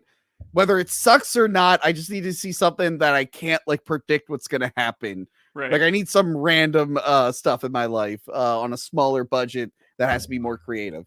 Well, it doesn't always hit, but I think for film fans, that's why A24 really is the studio right now that everybody references because they invest in indie filmmakers.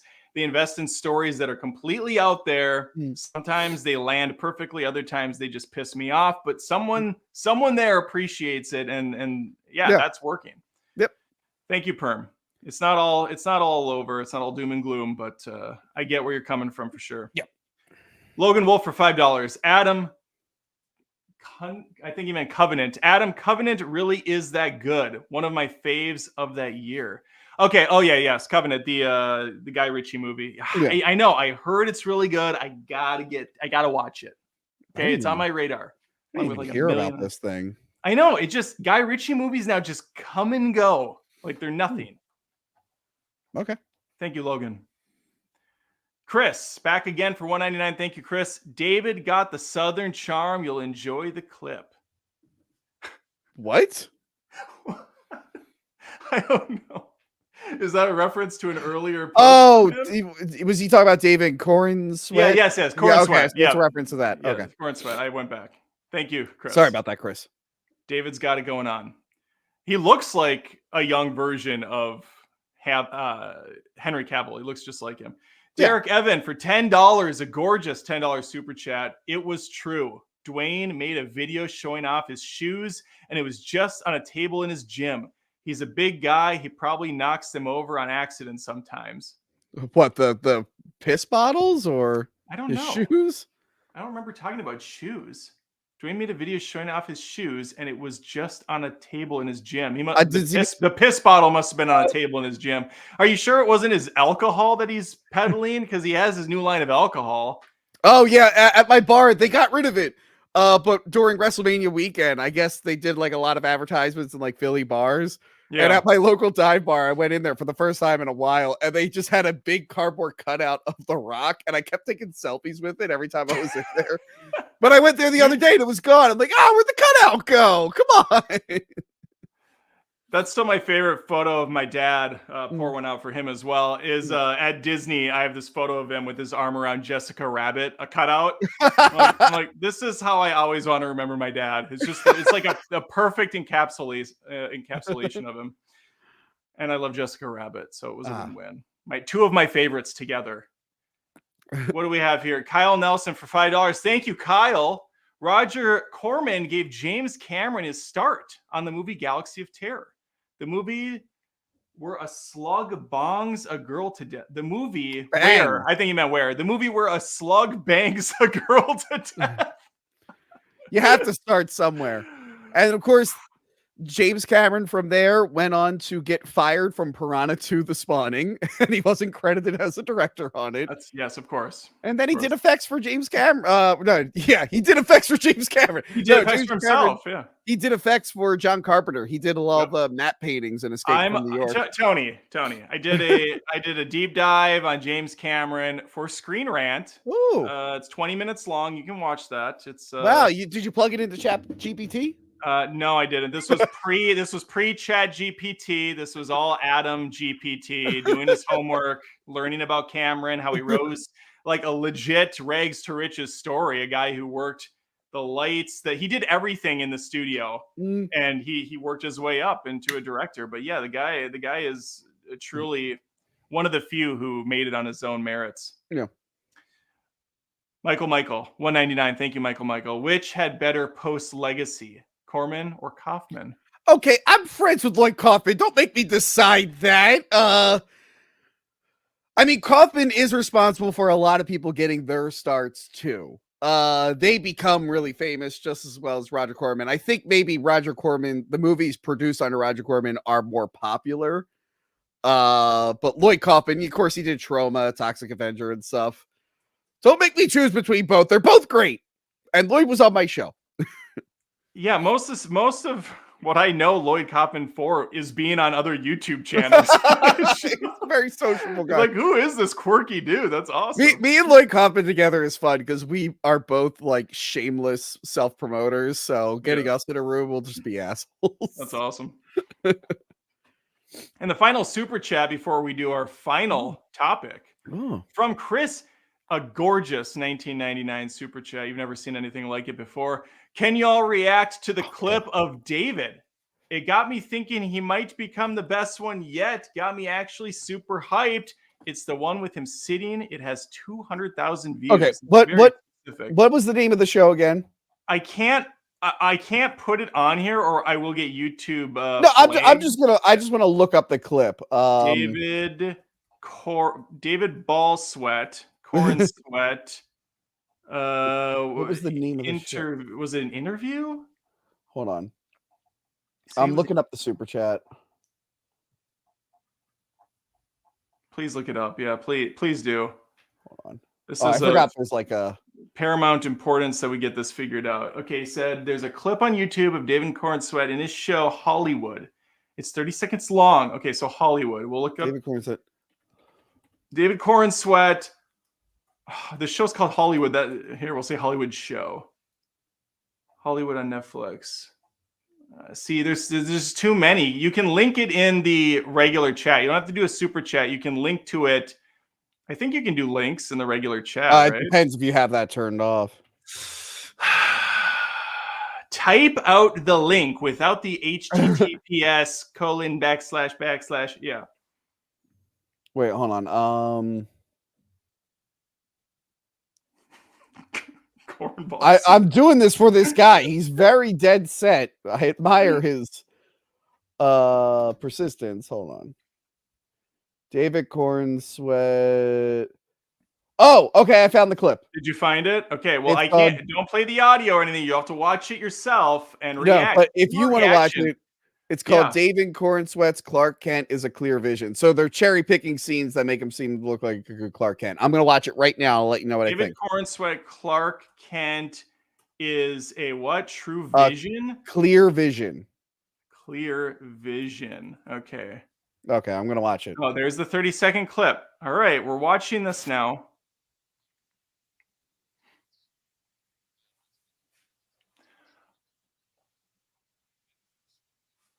I'm reacting.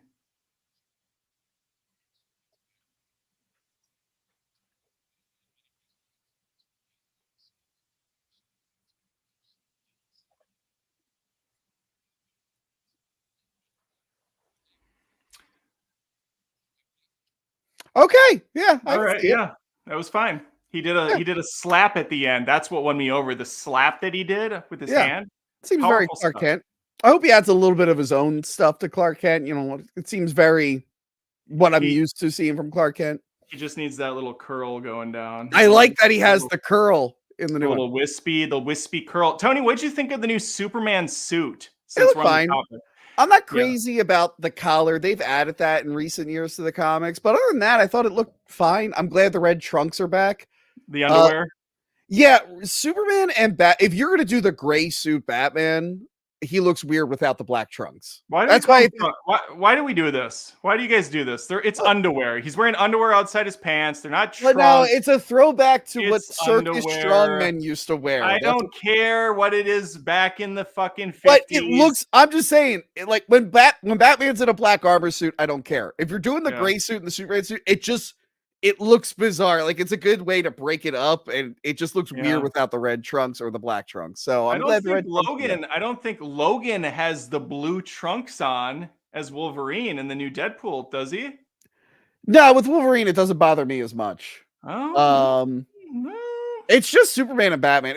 I have the same problem with Andrew Garfield's first Spider-Man costume didn't have like the line connect with the body, the red belt area. So it looked like he had a giant dick on his chest. It was really distracting to me because it didn't connect with the belt. I'm like, what's going on here? Connect. That's why I liked it so much. I can relate to that, Tony. Being a giant dick, not having one. All right, here's our final doom and gloom of the afternoon, of the night, of the evening, however you want to say it. So feel free to throw any final super chats our way. I appreciate all of it. It's been a good night. For me, I think. Yeah. I don't know about for Tony, but for me, it's... How many people are watching this on your end? I don't know. Is the number that's at the top here both of us or just you? I think it's both of us collectively. I don't see that number. You can see separately. I got 56 people watching live. That's nice. Oh, what do I have? 44, which doesn't total to 100 some, which is weird, but yeah, it's okay. It's not a competition. Wow, I was not expecting that much. Huh. Yeah, it's, when you come on a channel with over 80,000 subscribers, you are going to get 100 live viewers every time. You son of a bitch. Most of the time, we don't even have that.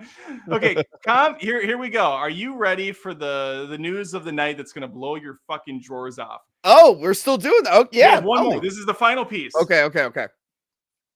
Comcast, in their infinite wisdom, has bundled Netflix, Peacock, and Apple TV together. That's right, Tony. You can pay less for all of these streaming services combined. Not only do you get the flicks, you get Apple TV and you get the cock.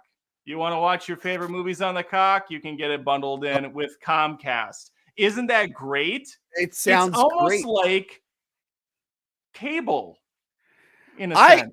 A bunch of people a while ago thought that was going to happen. Like, oh, I feel like cable's going to make a comeback in some weird way. Like they're going to start, but they're separating all the movies on different platforms. Like I want to watch all of these platforms. It's like an on-demand cable, which already existed. It was just super overpriced. Well, Tony, maybe that's not doing it for you. So let me throw this at you instead. Okay. What if I told you you could get Disney Plus, Hulu, and Max bundled together? What? That's happening separately too. Oh my God. And I can pay for both and I'll have them all except for Shudder, AMC Plus, and all the other ones, and Amazon Prime, I guess. Paramount Plus, and yeah. You'll have all of some of them. So what we have here, folks, now are companies working together to come up with packages that are slightly more offered than other companies that came together that offer separate packages of equal or lesser value, but they're going to be cheaper until they're not, because they'll raise the prices on those packages in 6 months or a year or whenever they deem fit. They do it all the time. But yeah, you can look forward to this hellscape that we live in called streaming services just getting more complicated and convoluted until we all just say, you know what, maybe cable TV wasn't the worst thing ever. Yeah, I don't know if there's any way around this. I mean, how are we going to fight this? It's not like we're some kind of pirates based out of some kind of bay, okay? If only there was a way to hop on a boat and travel through the high seas in the cover of shadow and the cover of night, and find some sort of a program or an algorithm or something that can pull like all of these streaming services into one easy breezy beautiful. I don't know. I just don't think there's one that exists. There's no way to get any of this stuff. You just have to pay for it. You have to pay for every single thing or share passwords. No, you can't do that anymore. You can't share passwords. It depends on the service. Netflix doesn't allow password sharing. They know now. The man knows, Disney Plus knows, Hulu knows. I don't know if the cock knows yet, but they will. They will. Well, no, they don't know, because whenever I sign into the cock, which the Peacock does have a good horror selection, and it's got the WWE stuff that I to watch live. But whenever I sign in, I just see like a bunch of The Office, and I'm like, well, my brother-in-law is watching The Office for the millionth time, or like it'll be some other, it'll be some real kid thing, and I'm like, oh, my best friend is watching TV with his daughter. You know what's really sad is The Office is. It's really only good for like 4 seasons, and then there's a couple seasons that are fine. When you have there's a few seasons that just absolutely are garbage. When you have it streaming in an autoplay, I've witnessed this with my ex and my brother-in-law and a bunch of other people. If it just streams and autoplays, people get stuck in like an Office hypnosis and they just let it play.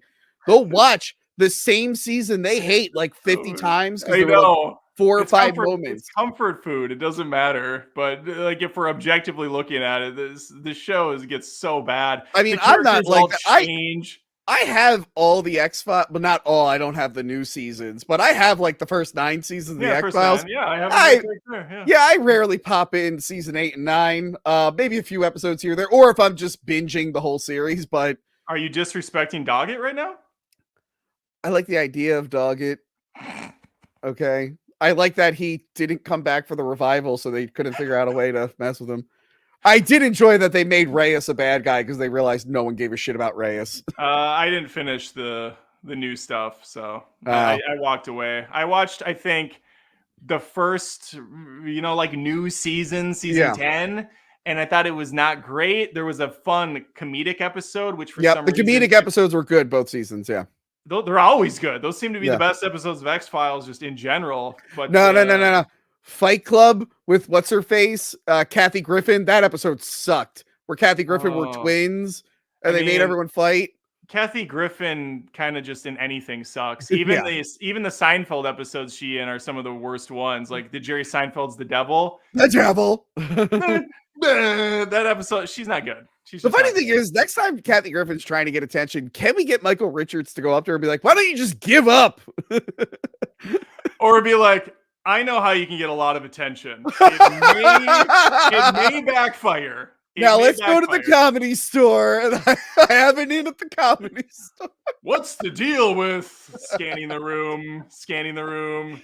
These guys. And he's still dealing with the fallout of that all these years later. It's wild. I saw Jason Alexander on a interview recently, and they brought up Michael Richards, and Jason Alexander was so brilliant how he maneuvered the question to not talk about him at all. He was basically like, I worked with Michael Richards for 9 years, 9 seasons of Seinfeld. He was a great, brilliant actor and friend. And so anyway, this thing I'm working on now, just completely. I'm surprised they're still going at it because they made it a joke in Curb Your Enthusiasm. Yeah. They made like a whole joke when he goes to yell at Leon and all the reporters are there. He's like, "You are not a nice person." Oh my God. In the new season, you're not caught up, right, on Curb? No, I'm 2 seasons behind. Lori Loughlin from Full House, remember she had the whole college scandal? Yeah. She lied about getting her kids in. Yeah.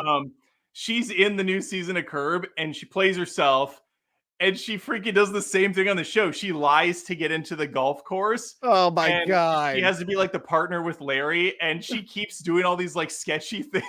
Like Larry's like, how did we get this tee time right now on this green? It's supposed to be reserved for, whatever. And Lori's like, I took care of it. Don't worry about it. And like they go park in a handicap spot. She smacks on a handicap sticker. It's so good. God. Like I love how they're playing into this. Curb is great. At least they're owning it. Yeah, exactly. At that point, what else do you do? Okay, we got one final super chat, unless more final super chats come in before I end this super chat conversation. Psycho Jet Black for $2, a beautiful $2 super chat. Thank you, Psycho Jet Black. Adam, talk about why Tony is better than you. Whoa! Is it April Fool's? No, it's not. That's odd. What? Tony's better than me? Than I? Let me count the ways. Well, first of all, Tony's met a lot of cool celebrities over the years. I haven't met really anyone. He's talked to Mac, aka Kevin McAllister, aka Macaulay Culkin. Yeah. He's had him on his show, I believe. No, Cinemassacre. That was on Cinemassacre. Well, some would say that you were the brainchild of Cinemassacre on some of the writing. I think I was like 15 when Cinemassacre started. I thought you told me you did everything on the show off camera. I think you said like I do everything. I showed up 10, 15 years later into it and I went, this is my baby. I did it. Okay, well, whatever. I guess I just credit Tony for so much over there. Oh, thank you. I like that Tony's Italian. He has something that he can run with. And let's be honest, I'm jealous of the fact that the man starred in the legendary Batman, aka The Dark Knight Rises. It was never called Batman, but I call it Batman because everybody refers to that one as the best. It's the definitive Batman film. Obviously. No one has anything negative to say about any of it. There's no plot holes at all. None. Just a big hole that Bruce Wayne climbs out of. After breaking his back, I think just a few days earlier. I don't know to save me specifically. He's like, I'm doing this. It was probably cut out, but he's like, I gotta do this for Tony. I gotta make sure he's okay. Yeah, there's some jackass at a football game in the stands somewhere, and I have to do it for him. His voice starts coming back to him as he gets higher up. I gotta get out of this kid. I gotta get out. There's a deleted scene where before he meets Catwoman, he stops by my place. He's like, Tony, are you okay? Don't lie to me. And then I'm hiding the guns because I clearly joined with the bad guys to save my ass. And I'm like, I never doubted you for a second, Batman. I'm glad you're here. That's right. Never mind those guns in the corner. Oh, and my Bane is Wright tattoo. That's nothing. And Tony, the last thing has a very successful cameo. He's on Cameo, and it's very successful. He's told me that several people have already paid to have him give greetings and possibly pornographic images. I don't know. That's against terms of service. I have a different site for that. Cameo.com/Tony Peluso. Cameo.com/Tony whatever. Okay. Yeah. I have a Cameo too. I never promote it because I don't really understand it. All right. We have a couple more. Yep. Actually, I have a Cameo because Tony said, Adam, you should join Cameo. And then I'm pretty sure he gets like money or something for me joining cameo, so I did it for Tony. I get a percentage of whatever cameo would have taken. So thank you for just not doing any cameos. That's great. You're welcome, Tony. That's fine. Tax season didn't suck or anything. That's all good. All my money was on your cameo. I got Adam. This guy's going to bring it in. He's going to bring it all home. He's going to bring it all home for me. What do we got here? Oh, Troy the Cream McClure for $2. Thank you, Troy. Lawn Jockey episode was gold. Get in gear, Tony. It was gold, Tony. Gold. Wait, he means Lawnmower Man? That's the episode I just did. It's not called Lawn Jockey. I don't know what he's talking about. You're talking about Lawnmower Man, based on a Stephen King short story, but not really. Check out my Lawnmower Man episode. Maybe Lawn Jockey was the Curb episode? Oh, maybe? I'm looking. The Lawn Jockey, Curb Your Enthusiasm, season 12, episode 2. Yep, that's what he's referring to. That's what he's referring to. Sorry.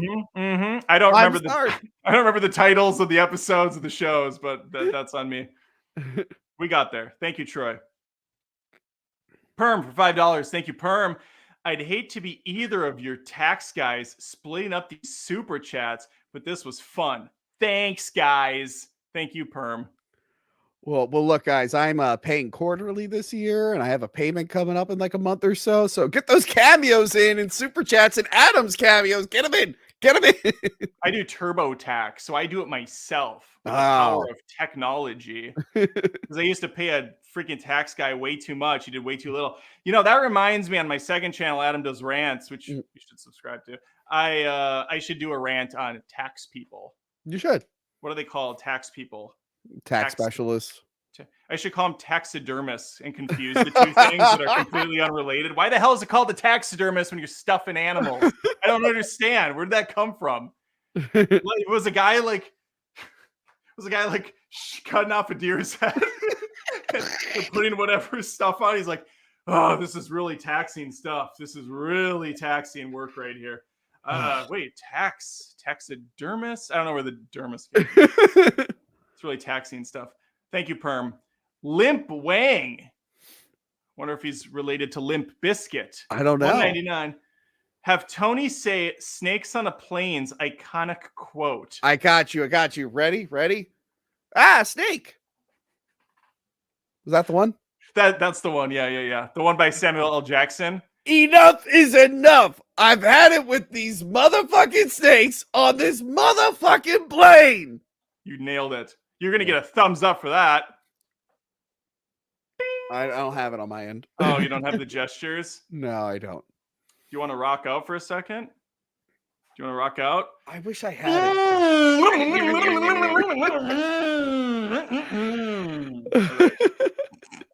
This is the kind of technology I bring to the table. You don't need to go to the theaters anymore. It's all happening right here on YouTube. And the Jack Black is just getting them in tonight. Yeah, he is. We got one right now. $2. Adam, talk about why you are better than Tony. Okay, I don't even need to say anything. Just hang on a second.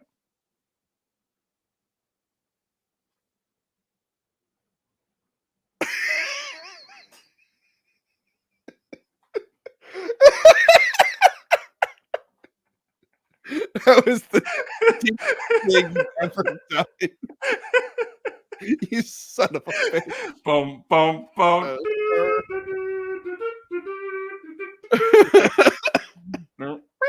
Okay, we got one more from Ryan. Ryan, only in the morning, Powell, for $5.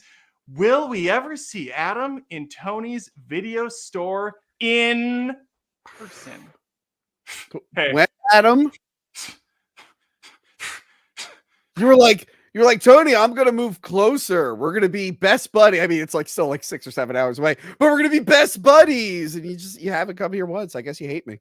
I look at maps like a child does. So when I see the layout of the United States of America, the US of A, I used to live in Minnesota, which was at the tippy top. Yes. And then I moved to South Carolina, which is kind of the opposite direction completely, in the bottom right of the map. If you're looking at a map face down, heads I'm up. looking at a map right now. And so then Tony, he's over in wherever the hell he's at, Philadelphia or something, which outside is of Philly in yeah, Pennsylvania. which is also on the right side of the map on the East Coast, if you must. Yeah. And so to me, as a child trapped inside of a middle-aged man's body, I thought, well, we're on the same side of the map and it doesn't look that far. Like I can walk my fingers along the map really easily. So I thought that's what, 3-4 hours. It's like 14 hours away. Well, depending where you are, I don't know where you live specifically, but yeah, I'm looking at this South Carolina to let me put my no, I'm not gonna say my actual address, but Please do. Yeah, please do. 123 Fake Street. Someone's gonna get an envelope full of shit mailed to them at 123 Fake Street. Depending where you are, if you take I-95 south with tolls, you could be here in 10 hours, Adam. Yeah. 10 hours. I think I looked it up one time and it was closer to like 14 hours. It was a long trip. So the bottom line is one of us has to come into a decent chunk of cash and then we can purchase a plane ticket and I will fly over there, get a rental car, go to Tony's, have like a summer bro vacation or something, shoot like 17 episodes and then call it a day. I'm looking up South Carolina to Pennsylvania. Tony, get your tax guy and see if we can write this off. We'll do a write-off. Who do you write it off? The funny thing is, it was for the show. I probably could. Tony, you just write it off. Who do you write it off to? The government. Hey, a lot of this is Seinfeld. That was a Seinfeld quote for you. It was a Kramer-Jerry interaction. Yeah, you don't even know what a write-off is, but they do. And they're the ones writing it off. Who? The government? Hey, look, depending where you are, it could be anything from like $60 to 200 something. We'll figure it out. We'll figure it out. We'll get there. Troy the Cream McClure for $2. Thank you, Troy the Cream McClure. Tony, aren't you too famous to stoop to catchphrases? Am I? Did I do that? I'm the baby, not the mama. Ay caramba! Eat my shorts. Don't have a cow, man. Don't. Giggity. All right. Giddy up. Here's the Seinfeld. Okay. Serenity now. God, I love Seinfeld. That movie was great too. We won't say the name of the movie. We won't say the name of the movie. You were talking about B movie, I'm sure. Of course, I'm a jazz man after all. All right, I think that's it for Super Chats, and I think I have nothing else to say about any of these shenanigans. So thank you guys very much. This was a very nice time, very pleasant time. I wasn't expecting much tonight, but I wasn't expecting to do this. I should be editing. I'm shooting the next 2 days, but I was like, let me stream with Adam instead. So here I am. T-Bone. Love that T-Bone. Did you ever figure out who's coming on your show Thursday for the Planet of the Apes stream? For next Thursday, the 23rd. Oh, it's not this Thursday? It's next Thursday? No, it's next Thursday. The Apes thing's next Thursday. Yes. Oh. I told you I haven't had time to watch anything. I've been filming so much lately. I should look at the short for schedule next Thursday of releases. If there's nothing big coming out next Thursday, I could try to do it. But typically I do 2 movie streams. I know 2 movies on because this Thursday I'll be going to If, I believe it's called, the new. I left that off the list. The new Jim Halpert film. You know what? I already saw one Imaginary Friend movie recently, Imaginary, the horror one. I don't need to do 2. I'm skipping this one. I think this one's for families, Tony. Okay. Yeah. I think this is like a Toy Story situation. I don't really know what this is. I have not watched a trailer for it. I'm going into it completely blind.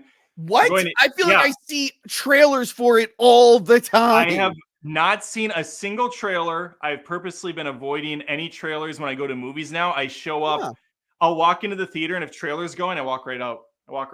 I show up 20 minutes late to movies intentionally now because I'm so sick of this shit.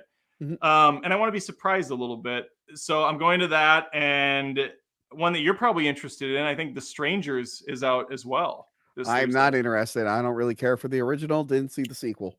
Okay. Well, this is The Strangers I think chapter 1 or part 1. I know they have the balls to shoot out of the gates with a part 1, which I'm not happy about.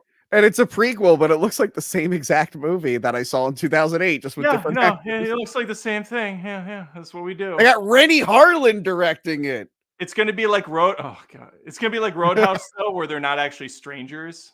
So I always thought, you ever see the original Strangers? yeah, you're like when I was like a baby. I was very little. That was 2008. You were not a baby. I was like 14. Yeah. I'm really young, Tony. I'm like 27. So you were somehow younger than me in 2008. I'm like right now I'm 27 years old. How old do you think I am? Fuck you. I know I look older than I am, but let's not pretend you're younger than you look, all right? My hairline hasn't receded at all. It's still exactly where it was when I was 14. You're like, I've always had an unfortunate hairline. No, I always thought the strangers at the end, because the strangers take their masks off, but you never see it. I always thought back then, I'm like, that would have been great if it was like George Clooney, Helen Mirren, and Dakota Fanning. And like they just showed up for that day to do that reveal. They just left. Oh my God. And now it's gonna be like Melissa McCarthy and Wanda Sykes for some reason, just to throw someone out. And doesn't make any sense. And like Chef Ramsay. No, I didn't care too much for the original. I heard the second one sucks, and I don't care for the new one. But yeah, so next Thursday is what is the best modern Planet of the Apes. I was supposed to do it with, I'm not going to throw Gil under the bus or mention that it was Gil. I'm not going to say Gil's name from One Take. Okay. I'm not blaming Gil from One Take for telling me today that he couldn't do it. So it'll be me and maybe Adam and maybe someone I don't know. And then the week after that will be the monthly wrap up. Yeah. If nothing at all is better. I mean, if nothing at all comes up, I'll do it. But I mean, if anything at all comes up, I won't. I mean, if someone asks me to mow their lawn, I'll be like, yeah, I can do that. I'll mow the lawn. And then I'll tell you, hey, sorry, I'm busy. I'm mowing the lawn for the neighbor at 7 o'clock at night or 8 o'clock at night. No, I'll see what the movies are. I feel like Furiosa is next Thursday, but I'm not sure. I think so. But I'm not sure. But I would love to do that stream with you because I am a big fan of those Planet of the Apes new trilogy. Yeah, I'm excited to rewatch them. The new one's fine. I think people are way overhyping this new one, but it's fine. It's a fine watch. I'll say it. I'm not huge on War for the Planet of the Apes.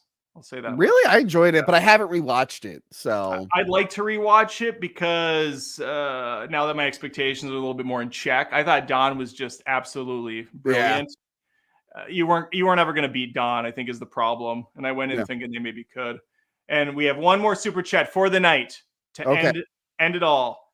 CP with a 199 super chat. Top 3 anticipated movies left this beer. He said year, but I rhymed it for no reason at all. Deadpool and Wolverine for sure. For surely sure. And that's really all I can think of. I am excited for Furiosa. I do think that that's going to be a fun time. I don't know what else is even coming out outside of those two movies that I have any sort of inkling to see. Is Inside Out 2 this year? Because that could be good. That could be good. Well, obviously,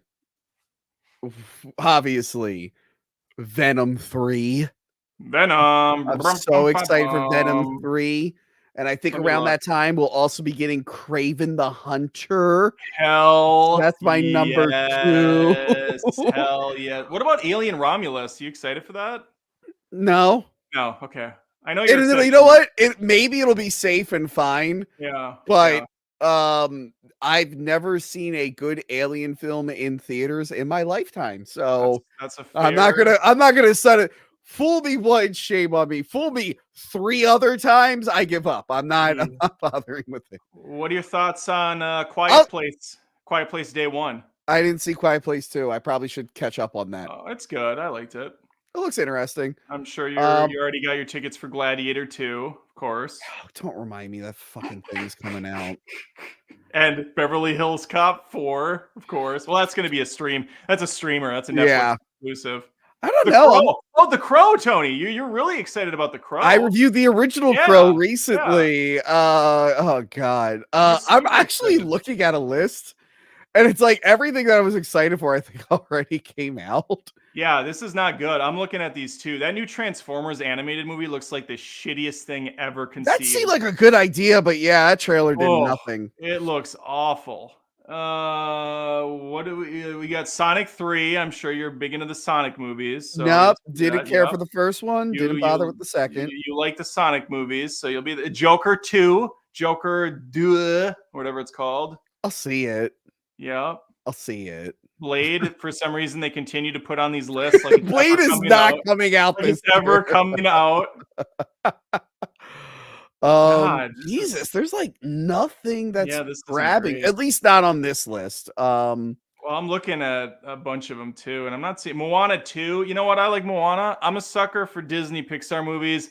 I'll take my family to Moana. We'll probably have a good time. But I'm gonna um, say Furiosa is definitely one I'm interested in more than anything else, and Deadpool and Wolverine. Those are yeah, two that, Deadpool and Wolverine, legitimately, I want to see what that yeah, is like. I yeah. don't know. I thought I'd be more hyped for Furiosa. I love the Mad Max, but like nothing in those trailers did anything for me. And also, I'm kind of annoyed we're doing a Furiosa movie. Like Yeah, she already the had fun, one. like Mad Max 1 is the only one about Mad Max. But the fun thing with the Yeah, sequels were like it's like a Western or whatever. Like Mad Max wanders in town and now he has to help these people. And these stories are being told by the survivors of the story. So if there's right. any issues with continuity, it's because they're all being told passed down. So Yeah. yeah, the whole Furiosa thing, I'm like, I would have just continued just making Mad Max movies. Like, what the fuck is this? Yeah, well, and then they even said it's called Furiosa, a Mad Max saga or something, Yeah. which kind of implies he's going to maybe make more of these. I don't know, I don't unless it's know. like X-Men, Origins Wolverine. Yeah. Oh Remember when god. there's going to be an X-Men Origins Magneto, and they're going to do a bunch of them, and then they And they've just worked that into First Class, which I'm shooting my review for tomorrow. Hold yeah. on. Nosferatu with Robert Eggers. I'm excited for that. Oh yeah. We talked about that recently. Yes, I'm excited for yes. that. Well, there you go. We got there. It was Yep. tough, but we got there. All And right, Craven thank the you Hunter. guys. Everybody's craving it. Everybody's craving it.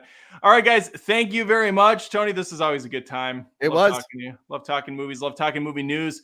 Maybe I'm not promising anything, but I'm going to try to cut some of this disaster up in these segments and maybe put them on the channel as separate videos.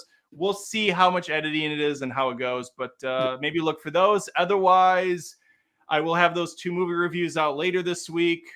I don't know. I have to get Jupiter Ascending roasted. It's been on my list for like 3 weeks, along with vlogs. I got to get a bunch of vlogs done for Patreons. Anything you got to say, Tony? Yeah, check out my Lawnmower Man episode. For some reason, the Crow episode didn't do super well. It might bounce back. And I thought, you know what? Let's follow it up with an even more forgettable film, The Lawnmower Man.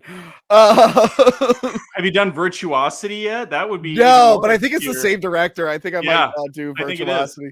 On Patreon, I just put up a commentary track for the first Mortal Kombat movie. My friend, who's a visual effects guy, works on a lot of big movies. He was in town, so we did a commentary track for the original Mortal Kombat.